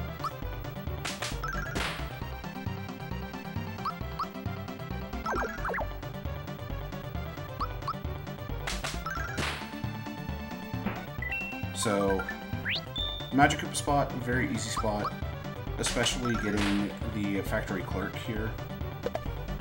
And there's nothing to worry about damage-wise, just because I'm not really going to take damage since it's all physical-based attacks. But we have 2 more bosses in here. Oh yeah, we're riding the minecart literally everywhere.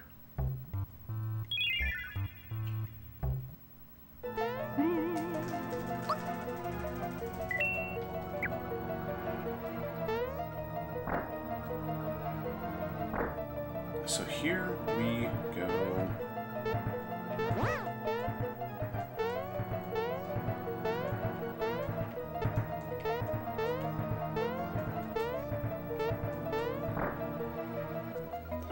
we're going to go into the boomer spot, and it is fun. Well, we got a long boss fight here, Nth. Do we now? We do. Well, while we're during this boss fight, now's a good time to mention a couple of the Take This partners as well. First of all, if you'd like to continue supporting Take This after the marathon, they have a Patreon account, which you can find at patreon.com/takethisorg, where you can pledge your support on a monthly basis. And in addition, you can get some Take This merch at any time of the year from Beetle and Grimm, who make a beautiful Shield of Faith pin, which is handcrafted and made with love and hope. And you can check out Beetle and Grimm at the link which I am about to post in chat right at this moment.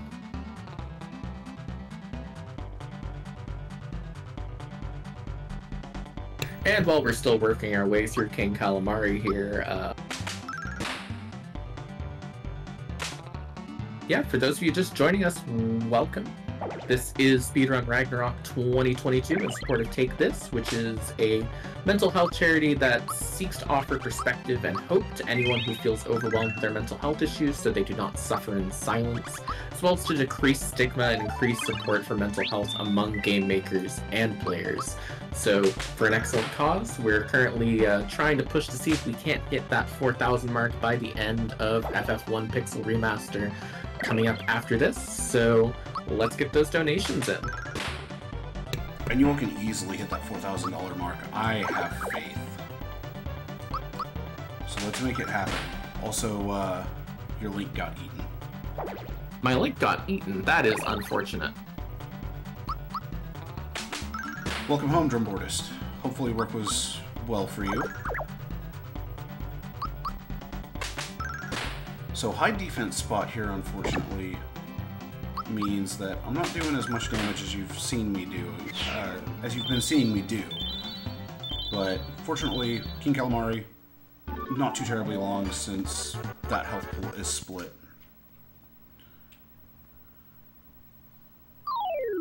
I'm gonna be really sad if they're... Scratch that being really sad if there's no star pieces. I'm really sad because director now. Do I have... I don't think I have a sleepy bomb. I don't.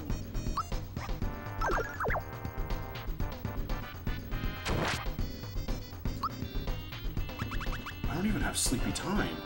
Ooh, this is gonna be unfortunate. Because that's gonna hurt.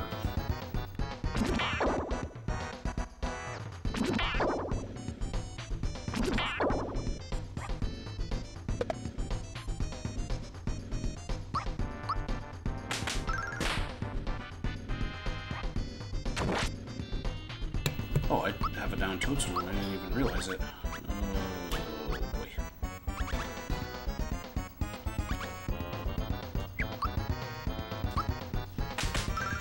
Oh, what am I gonna do here? Because this is a bit of a painful fight.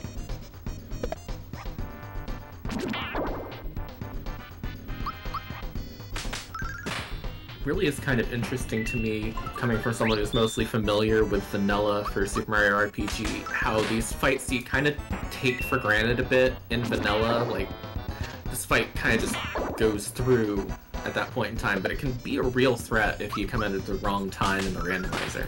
Yeah. I mean, Exor in and of itself is a very high HP spot, so having a fight like this, where it's high stats and high HP, is very painful.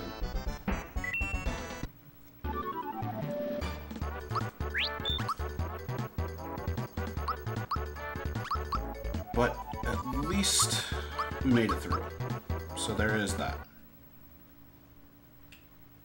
Okay, so the last star is in Barrel Volcano. Would have had to clear this anyway. Fortunately, Barrel Volcano is not going to take that long to run through.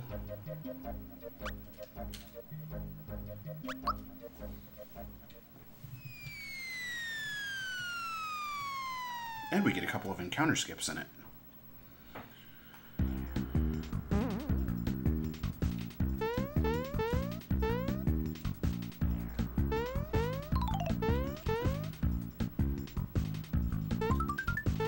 that and that.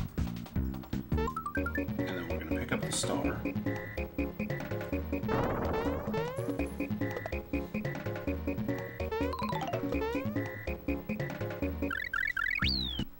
Nice. Got the level up off that last enemy. And Toadstool is sitting over 100 HP, which makes me feel a little more comfortable with where she's at. But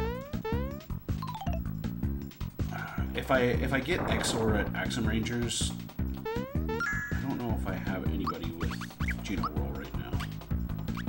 Yes, I do. Geno's got it. Imagine that. I always love that in randomizers where you're like, who has this thing? Oh, the person who's supposed to have it in the first place. It's always the best. Okay. So, I'm not going to be able to skip this guy.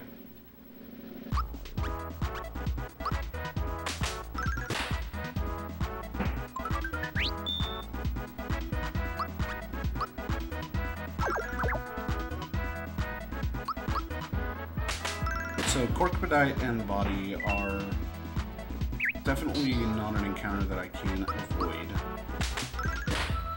but everything is fairly easy from here on out. High EXP yield, which is very helpful.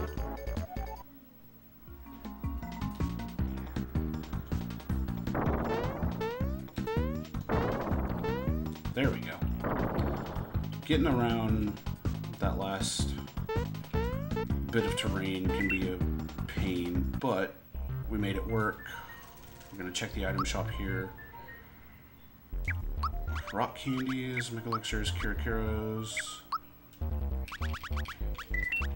So we're gonna sell off some unneeded stuff.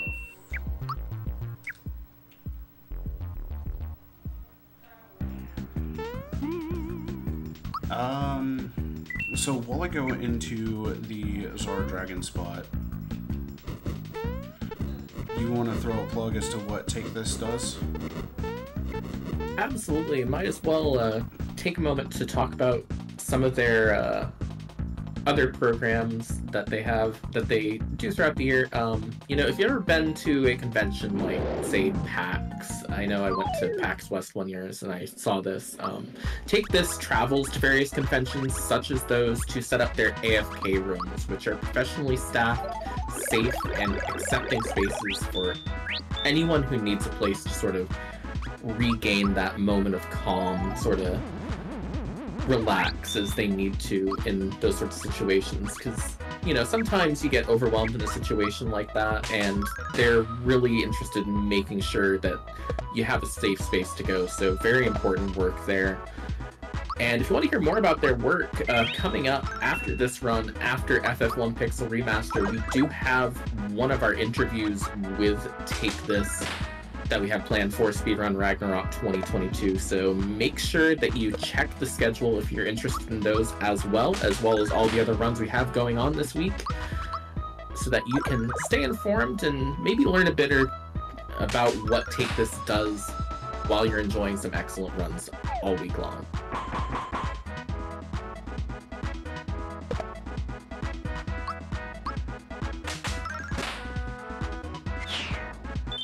So we got Hammer Bro here at Zara Dragon, which is not a bad encounter, just so long as I can get the second one down on this turn, then I don't have to worry about Valor up increasing their defense, causing me to only deal 200 damage per attack.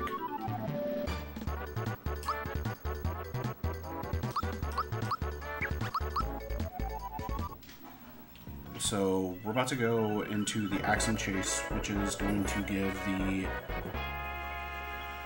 last boss that we have to kill. We do have all 7 star pieces, which means we have access to the factory, and that means that we are in the coveted go mode. Now, I could go through the volcano backwards, however, I do want to grab the EXP here,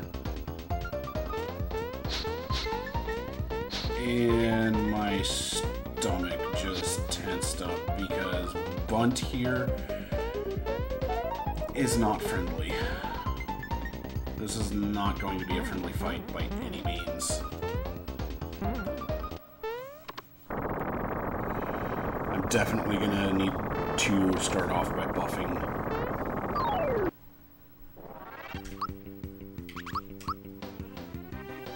So we're going to Crystalline right off the bat.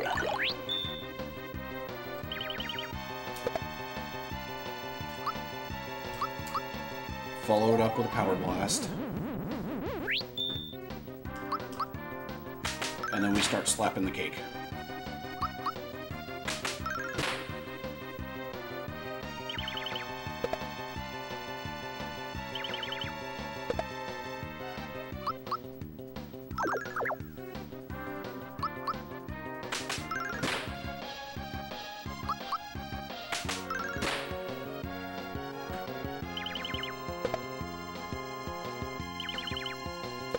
The cake, he's alive. Run! How often do you think that this happens to them, that they have to say the cake is moving again, as opposed to the cake is moving for the first time, which you would kind of expect? Okay, so we're on to phase 2. And this is where things get a little dicey, because the spot does have fairly high aim attack. Fortunately, I do have ice immunity. So I just need to get the candles extinguished, and then we can move on to the final phase of the fight, where it's just the raspberry. And having the raspberry be the only thing up makes this almost infinitely easier. Fortunately, I'm getting very good luck with just blizzards coming out and physical attacks.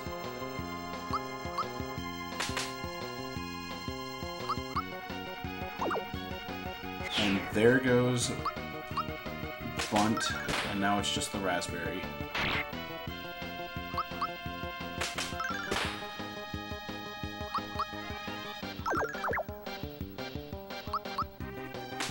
That luck was absurd. There's Sandstorm. I was wondering when that was going to come out. This didn't hurt as much as I was expecting. It still hurt, though. But that is bunt. Not too terribly much EXP, but that's fine. So now, we get to go into the factory. But before I go into factory, we're going to stock up on some goods in Monster Town. We're going to sell off some stuff, and we are going to get ready for what I like to call the final push. So, we don't want the flower jar. We do, however, want 4 red essences. We've got a spiked link to sell.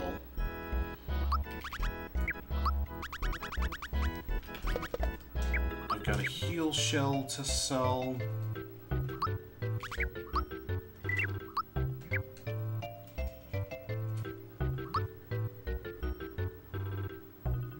Okay, you don't have anything that I'm looking for. Because the only other item that I would really want is a crystalline. Crystalline, in and of itself, you saw it used a few times throughout the seed. It is just a full party defense buff. So we are into the factory, and this is where all the platforming comes into play.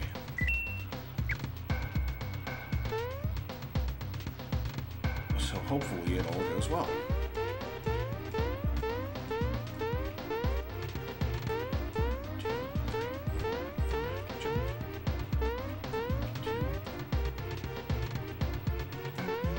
Switch.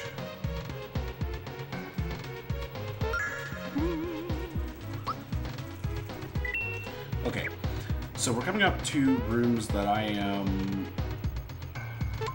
very bad at, I will wholly admit.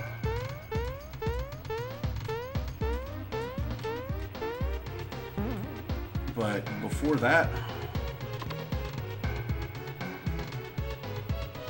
Ouch. Okay, we'll go for it.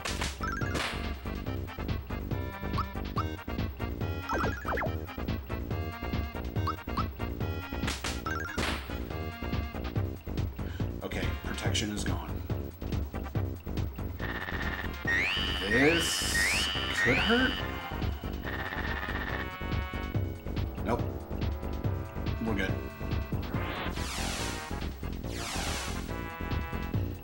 So, fun fact, wherever you encounter Exor, the boss bit does not work. So, Exor's done.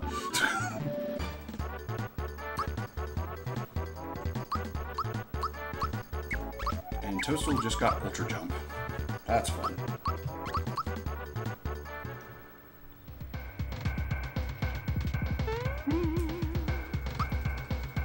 So, where that fight normally would be extremely hard and very RNG dependent, instead, easy fight is easy. Also, you might think you can't run away from these, but with the see ya, well, see ya.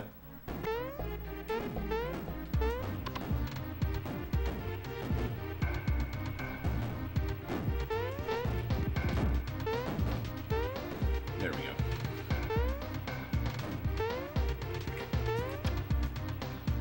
Wow, I'm normally really bad at that route. Ah.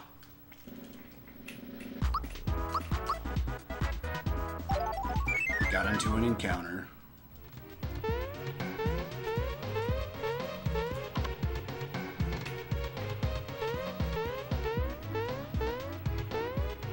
Alright, so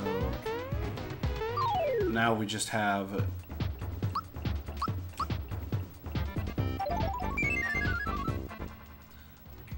machine-made Eurydivic, as well as... Oh nice, I actually got through that quick enough. Machine-made Eurydivic, Cloaker Domino, the factory fights, and the factory fights in and of themselves, and last but most certainly not least, Smithy. So we are definitely nearing the end of this run.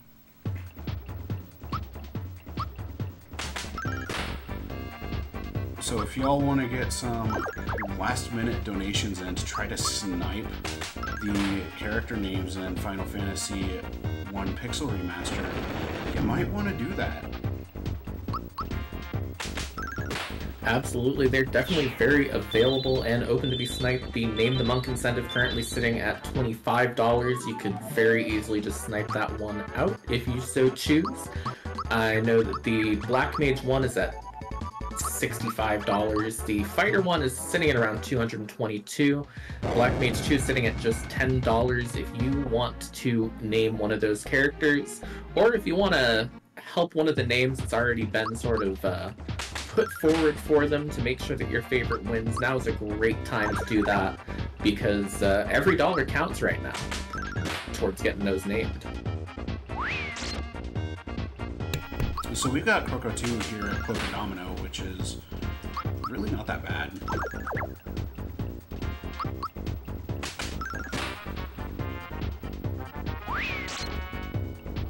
This fight, ultimately, not a whole lot of damage is going to really go out. The worst of it being getting chomped, which might actually happen on this turn. Yep. So this is where the worst of the damage can come out. But as you can see against Geno, it's really not that much. And right now, Geno is my powerhouse. So I do at least have that as a massive plus. On top of that, since I have both Geno and Toadstool with Group Hug, I don't have much of anything to really worry about. But with that, Croco 2 is down, and we are on to the final gauntlet. Free flower box. That's nice.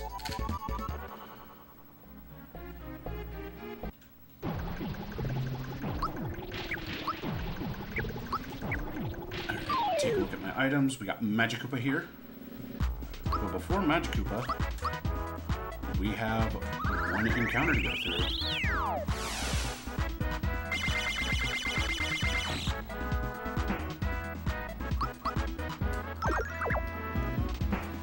And just like that, the encounter is done. And this is also where we're going to get boatloads of experience, because everything here is just going to be worth so much. But first, Magikoopa.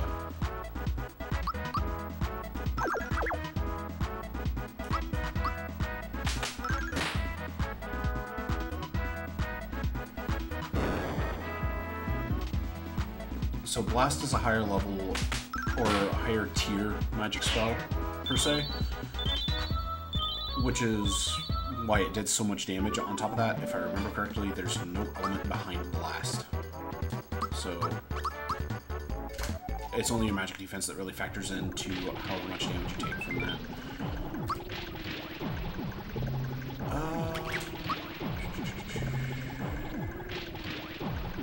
You know, that's not bad if I didn't have... pick-me-ups. Or if I didn't have super suits. So now we are into Jagger.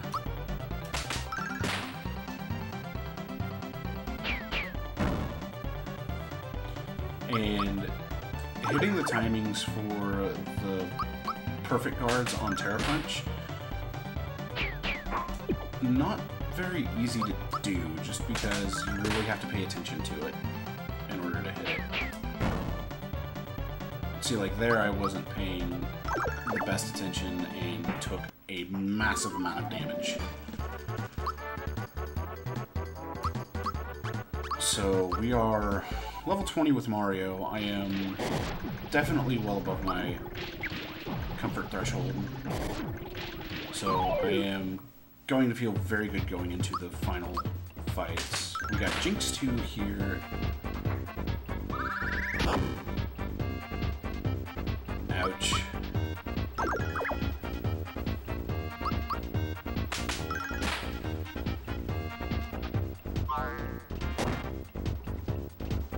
There we go. And this fight might take a little bit.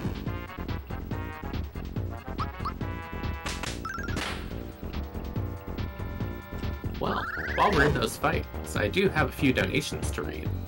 Go for it. We have a $50 donation from Anonymous with no comment. Thank you very, very much for that. That has gone towards that Ultima 3 Kill Lord British incentive. We also have $10 from Luna with no comment towards naming Black Mage 2, I believe, Dijon. And we do have $15 from Margaret Ann with a comment of "Go Sonny, you can do it." That's also going towards a naming incentive. I believe that was Black Mage 1 for Margie as the name. Thank you very much to all of our donators for that.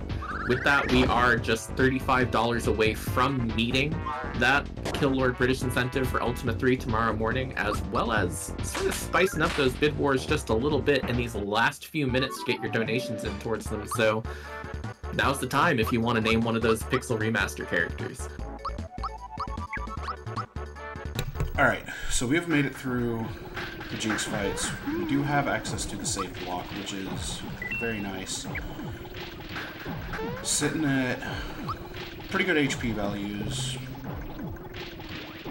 And we have Jinx 1. So I have one Power Blast remaining.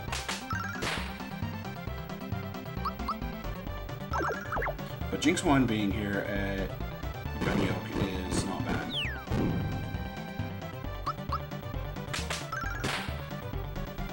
So we fought Jinx 3 first, and then went into Jinx 2 a moment ago, and now we're full circle with Jinx 1. Which is always fun.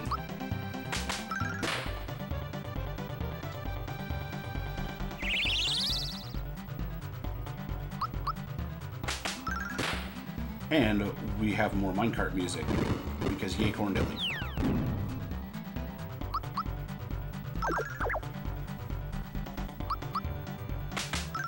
I think the minecart music being in the background of these boss fights has added a certain level of interest to them in some ways.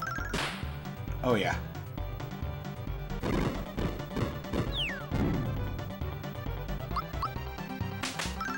It's like an Ocarina of Time randomizer when you get the, like, mini-game music as the boss theme instead. Or, that sort of feel. Or Game Over as one of your Ocarina songs. Yes.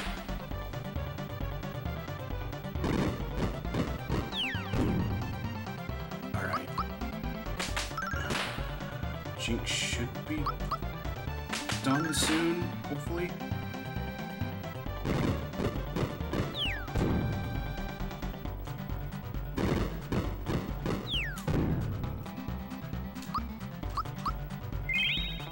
Because I have very limited FP. Alright. Toadstool being at 130 is perfect. We're gonna save, and then we're gonna push the button. We're gonna go into the final fight, and it is going to be all you, and because I am going to be more than likely talking to myself and strategizing. Absolutely, and I'll give you that little bit of calm to focus once we get into that second phase too. Sounds good to me. I appreciate it.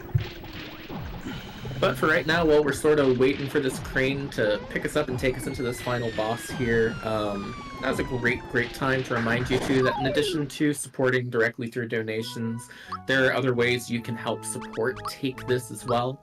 If you buy games at humblebundle.com, as an example, you can choose Take This as your charity of choice to support with your purchases. And in addition, Dr. B of Take This has helped create a D&D campaign titled Gardens of Fog, which acts as an allegory for dealing with anxiety and depression. You can pick up a copy at dmsguild.com, and part of the proceeds will be donated to Take This. There's many ways that you can help support this absolutely wonderful cause. And really, that's sort of what it's all about, making sure that we're getting the money for this excellent charity that helps provide education on mental illness, that friends, family members, and co-workers can be better allies to those who are suffering, you know, helps all these programs towards providing safe spaces and sort of the tools that people need to get through the world in a way, because, you know, I know personally as someone who struggles quite a bit with anxiety and like that sort of safe space is absolutely invaluable. So really make sure you're getting the donations in, make sure you're helping support any way you can, and most importantly, make sure you're staying tuned for the rest of the marathon, because we still have 3 more days of wonderful content after today, in addition to the upcoming FF1 Pixel Remaster race, the interview with Take This, the Wild Arms run, and of course, last but certainly not least, the Ham Heartbreak run later today. Make sure you're getting those donations in, and make sure you're staying tuned and just supporting. Tell your friends. Just enjoy the vibe. Have a wonderful time with us this week. Alright, so we have pushed through Phase 1 and we are going into Phase 2. Phase 2 of Smithy, well, Phase 1, as you saw, is very simple. However, there's a lot of damage going out with it due to sludge, potential meteor swarm. If I kept the Shyster alive, that would have cast Sword Rain on me. So I needed to get that out as quick as possible. Now, going into Phase 2, since I ended on Mario's turn, I believe Smithy will get the first action. And as such, there will be a transformation into Tankhead. Fortunately, everybody has KO resist, so Magnum is not going to do anything to me. That is ultimately why I wanted KO resistance. However, the attacks in and of themselves are going to do significant amounts of damage. Tankhead has decent defense. However, I am looking for Mage Head, and Mage Head is the whole reason I grabbed a ton of red essences. Nice, I got a miss.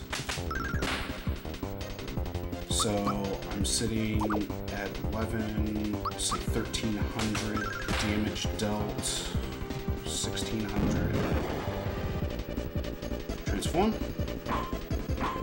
So 1600 before Mage Head. This is the whole reason I bought red essences. As I mentioned earlier, red essences are an invulnerability item. Oh, that's a freebie. That's actually very big. I'll explain that here in a second. Red essences are an invulnerability item that make the person that it's used on invulnerable to all damage for 3 turns. Now, the freebie that I got is, and you've seen me get a few freebies throughout the run, they are completely RNG based. The red essence is an item that has a lower freebie chance at 12.5%. Everything else has approximately a 25% chance for being a freebie. I think I did 2,000 damage there, so that is 3,600-ish.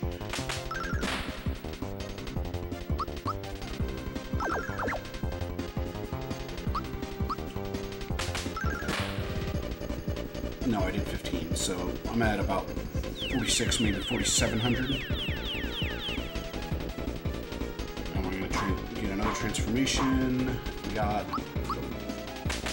chest head. Okay, this is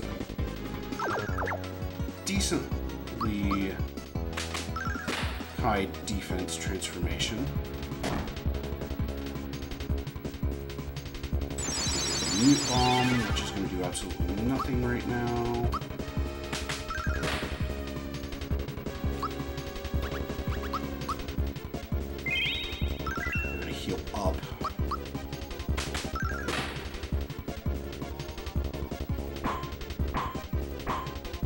Another chest head. That's the fear attack.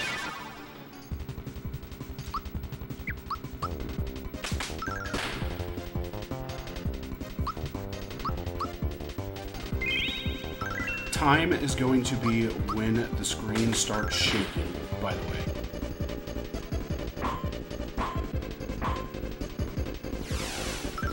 Shredder's unfortunate.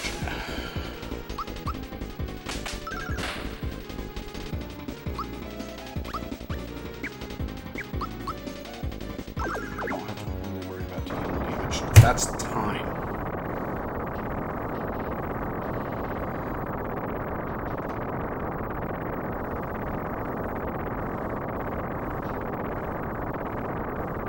First of all, GG's on that run, because with everything it threw at you early on, that was some very tense moments all the way through. For sure. I didn't expect this one to go as well as it did. I mean, honestly, you put on an excellent display of, like, the skills you need to get through one of these seeds, so definitely was amazing to watch as someone who's always sort of been interested in the randomizer, but never has actually run a seed myself.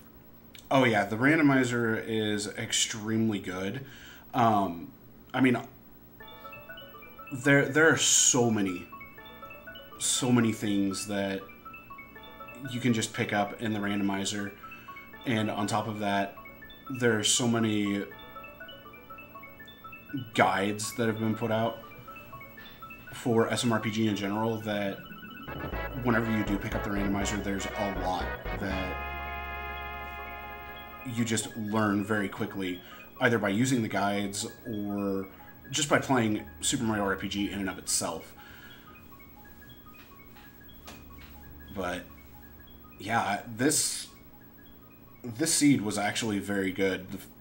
The fact that I started off with high attack power items just really sped everything up on that early game, because if I didn't have the high attack power items, the early game would have been a massive slog. And on top of that, the bosses that I encountered in their respective spots with Axums, as well as the gun yoke fight, those weren't at the best spots at all. but they definitely played nicely. On top of that, getting the actual turn order to be correct for the Axum Rangers and to not get breaker beamed by Blade was extremely helpful. That in and of itself was a higher level strat, I'd say. I'm gonna let the credits play out real quick, and then I will show off something. And by something I mean, we'll go take on Culex.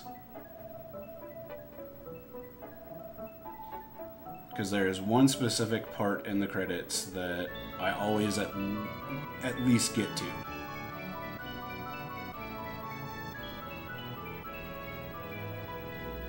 But until we get to that, you got any donations or anything, Ent? No donations at the moment, but just a reminder that in addition to donations, you can support Take This and get some sweet Speedrun Ragnarok swag by ordering one of our official shirts. Use the !merch command in chat, and it'll give you the links to all of our listings on Bonfire. Great way to get yourself a sort of memento of the weekend while also making sure to support a very, very good cause.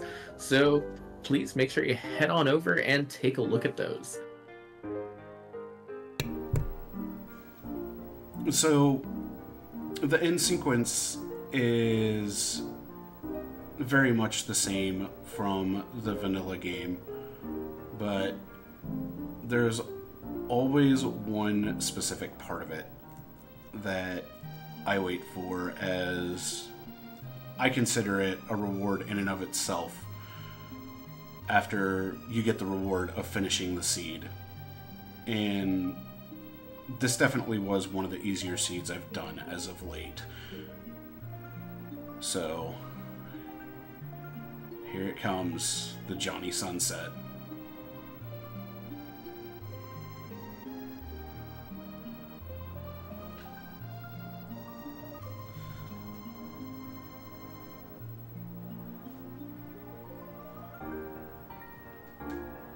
So I said I was going to show off Culex, as we all, or those of us that have played the game know that Culex is the super boss of the game, and there is a category in the vanilla game that is the Culex RTA category, where all you're doing is going to defeat Culex. But instead of going to defeat Culex, and I apologize for cutting the music short, like, instead of just blitzing the Culex as quick as possible, we're gonna go back. We're gonna get what is needed to actually open up the door to fight Culex. We're gonna go fight Culex. There's the flower box. I don't have any other weapons to sell. Good on picking ups. I got bracers, I got red essences, I got Kiro.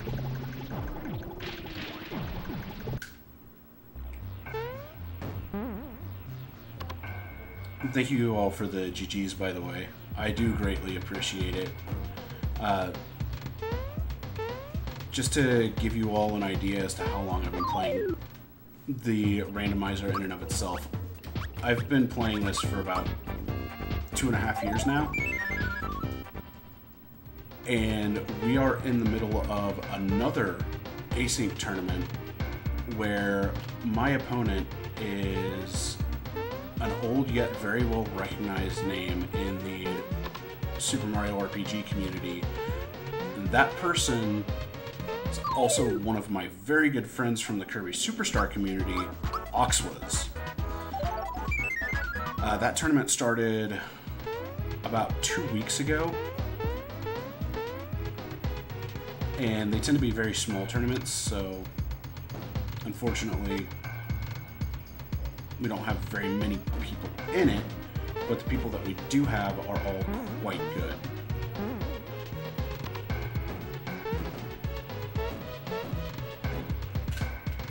So we're just going to run backwards through factory. 2, 3, 4, 5, 6, 7.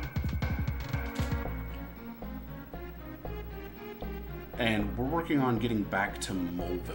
Moleville is where we need to go in order to get the items to set up for fighting QX.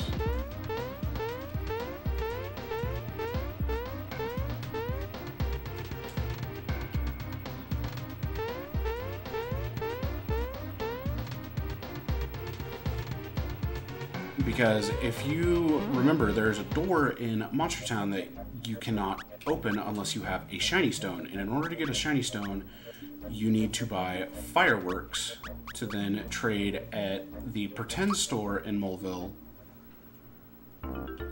in order to actually... Yeah, it's this guy. In order to actually get the shiny stone. So...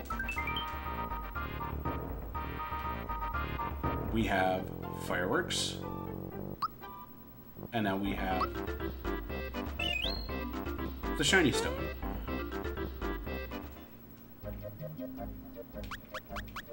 And of course, the little mole is going to be absolutely adorable and be like, "Thank you, please come again."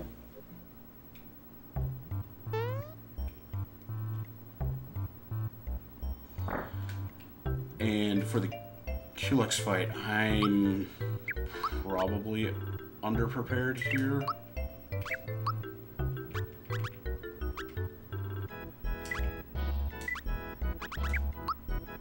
But we're gonna give it a go. So we're gonna switch my setup to my item setup to be ready for this fight.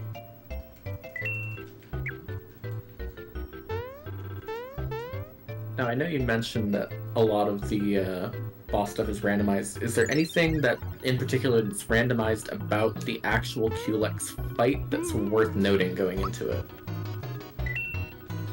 No, because I didn't have QX thrown into the boss randomization, so he is going to be here. He's going to be his normal self. He's going to be a rough fight.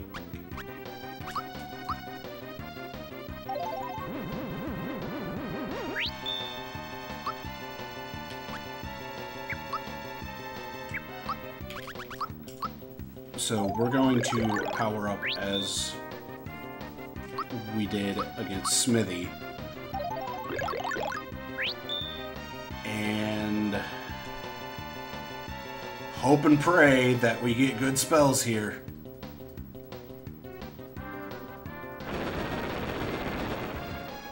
So we'll find out.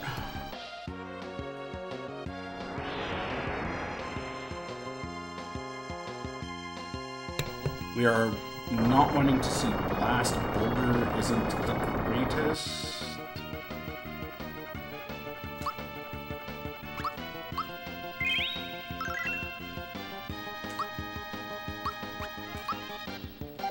But now we can brace Regino and we can take out all of the crystals except for the water crystal, because the water crystal ultimately is not going to cause much damage to be dealt.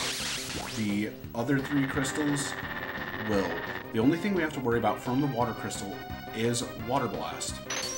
Otherwise, Ice Rock, Blizzard, Crystal, they're going to do nothing.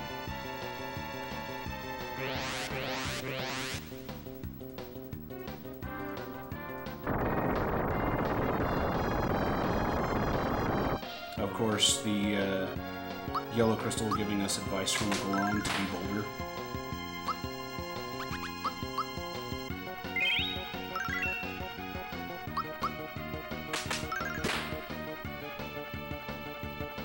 Ooh, Shroud.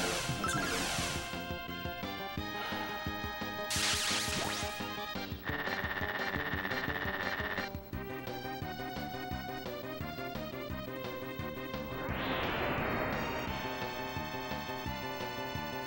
Water Blast is non-elemental.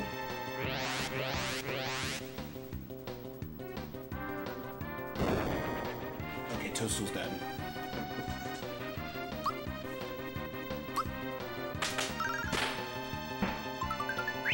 But we have one crystal down.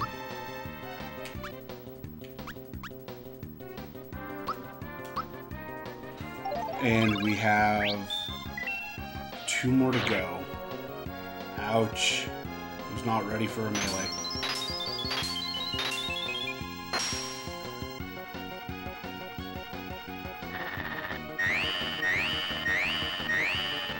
It might be time to start using red essences. Nope, Corona does nothing.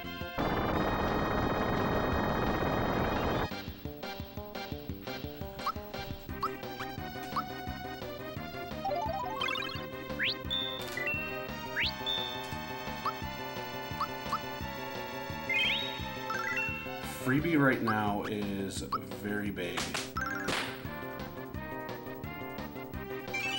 Meteor Blast is going to hurt. Solidify should do nothing. Drain's gonna do nothing. Storm did not kill. Okay.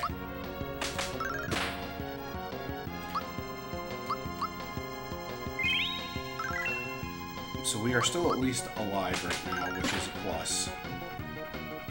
Shredder going out again is a free turn against QLX, so I will take that any day. Blizzard's a free turn from Water Crystal.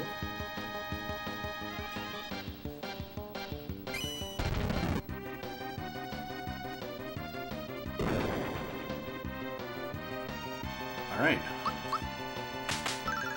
Nobody died. Again. And this is, I think... yeah. We're almost to the point that we need to use... Flamestone's gonna do nothing. We're almost to the point that we need to use the red essences. The Earth Crystal is the worst by far, just because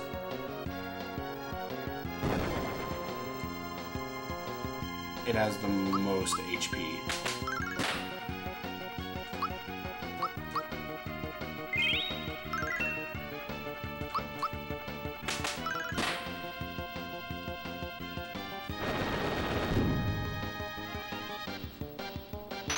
Like, as you can see, I have been just damaging it almost non-stop, and it has yet to fall. Toadstool's dead here. Toadstool's 100% dead here.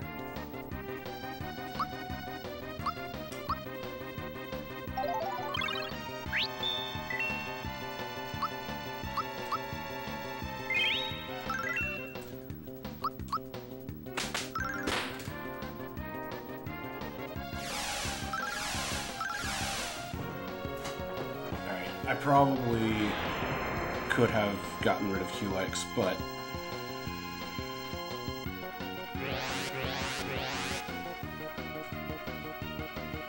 let's make it fun, why not?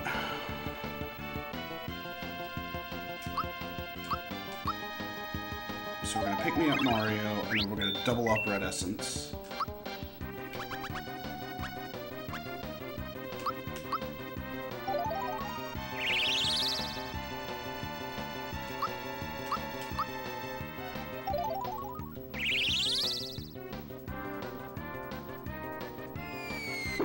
So there's a 1 in 3 that this hits Geno, and it did not.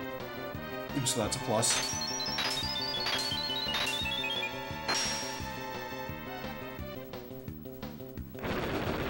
Now my characters are basically not going to take damage. Oh, no, it's the Earth Crystal that uses Water Crystal. Okay. And it missed Geno. Okay. This is fine. We are in a good spot now. So we're just going to start just unloading damage onto QX at this point. And while we go through turns of taking no damage, Nth, you got anything for us? No donations to read at the moment, but just a note too. we are here for the rest of the day, but while we're on the sort of overnight break, if you're looking for something to read, a bit more interest in what Take This does as a charity, Take This's website, takethis.org, has freely available stories of hope from people who are managing their mental health, as well as articles on mental health issues in gaming culture, which are definitely worth a read if you happen to be looking for just sort of more on the charity when we're in between sort of days here, as we do take a break overnight for this marathon. But also, you are running out of time to get those Pixel Remaster name incentive donations in, so last few minutes, basically the end of this fight, and maybe a bit of change beyond that, and those will be over, so make sure you're getting those in if you wish to name those characters. Yeah, definitely make it happen. And I know that the push for 4,000 is definitely a thing to keep in mind as well, as that would be a huge milestone to hit. So please keep on that. Yeah, I know we definitely can hit that by the end of the Pixel Remaster run, so let's see if we can't make it happen. We're about to have another 3 rounds of no damage taken, by the way.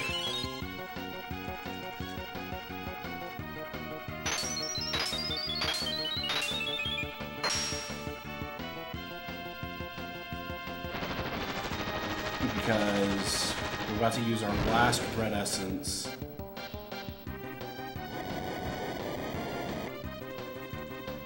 So here goes our last red essence. I need to see if I have enough FP. I don't, so we are completely out of group hugs. So we need to either defeat Culex with this set of red essences, or hope and pray that Gino and Mario can make it happen.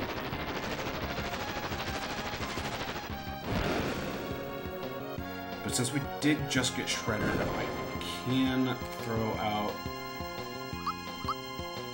one of the Power Blasts with Toadstool. Throw out my last Power Blast. Give everybody attack up. And there we go. This Culex down. And a massive amount of EXP. And we're going to double it. So, chat, we're going to play the game. Left, right, or middle?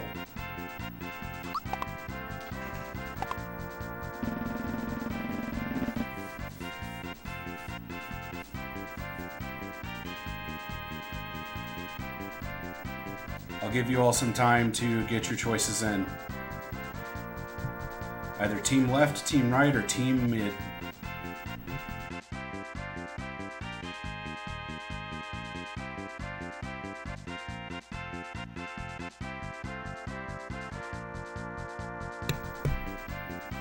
All right. I've seen quite a few lefts. I've seen some mids. There we go, Margie.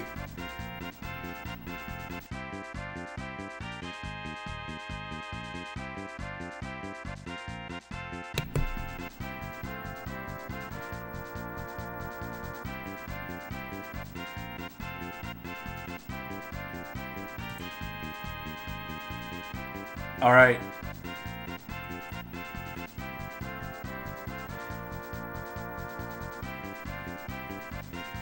In the poll, we've got Team Left in the lead.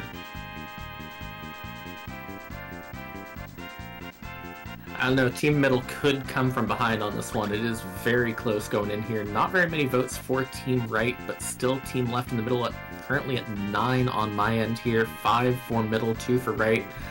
Get those votes in now. Yes, get those votes in. You don't have much time left.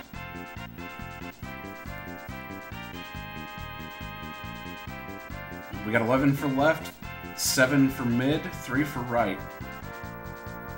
If you want Team Right to come from behind and win this, y'all gotta get your votes in. Poll's gonna be ending soon. The poll has ended with Team Left winning with 11 votes. It was Team Right. Goodbye 539 experience.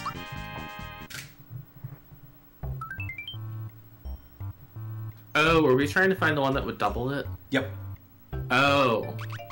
Well, I misunderstood the poll then. I was going for the one that wouldn't, obviously. I definitely wasn't wrong. It's alright. But yeah, with that, that's all I've got for SMRPG Rando. Absolutely GG's again on both the run and the QLX fight. Do you have any final shout-outs that you would like to give? Yeah. Before we head off here. Yeah, I want to give a massive thanks to my friendos here of the RPG Valkyries for letting me come in and do this. It's something I've been wanting to show off for a bit. I'm glad that we've got the marathons up and running again. I know that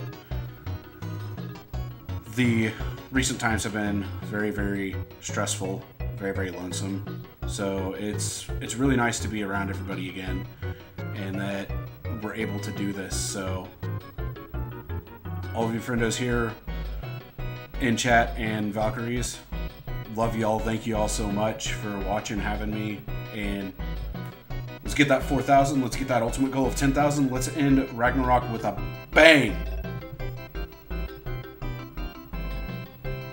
Absolutely. Thank you again to Sawney for that excellent run. And with this, I believe we're going to be heading into another intermission.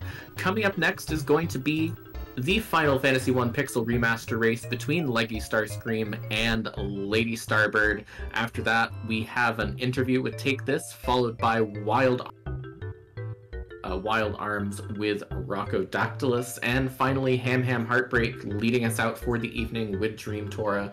I've been Ent. I will be handing you off to the run, and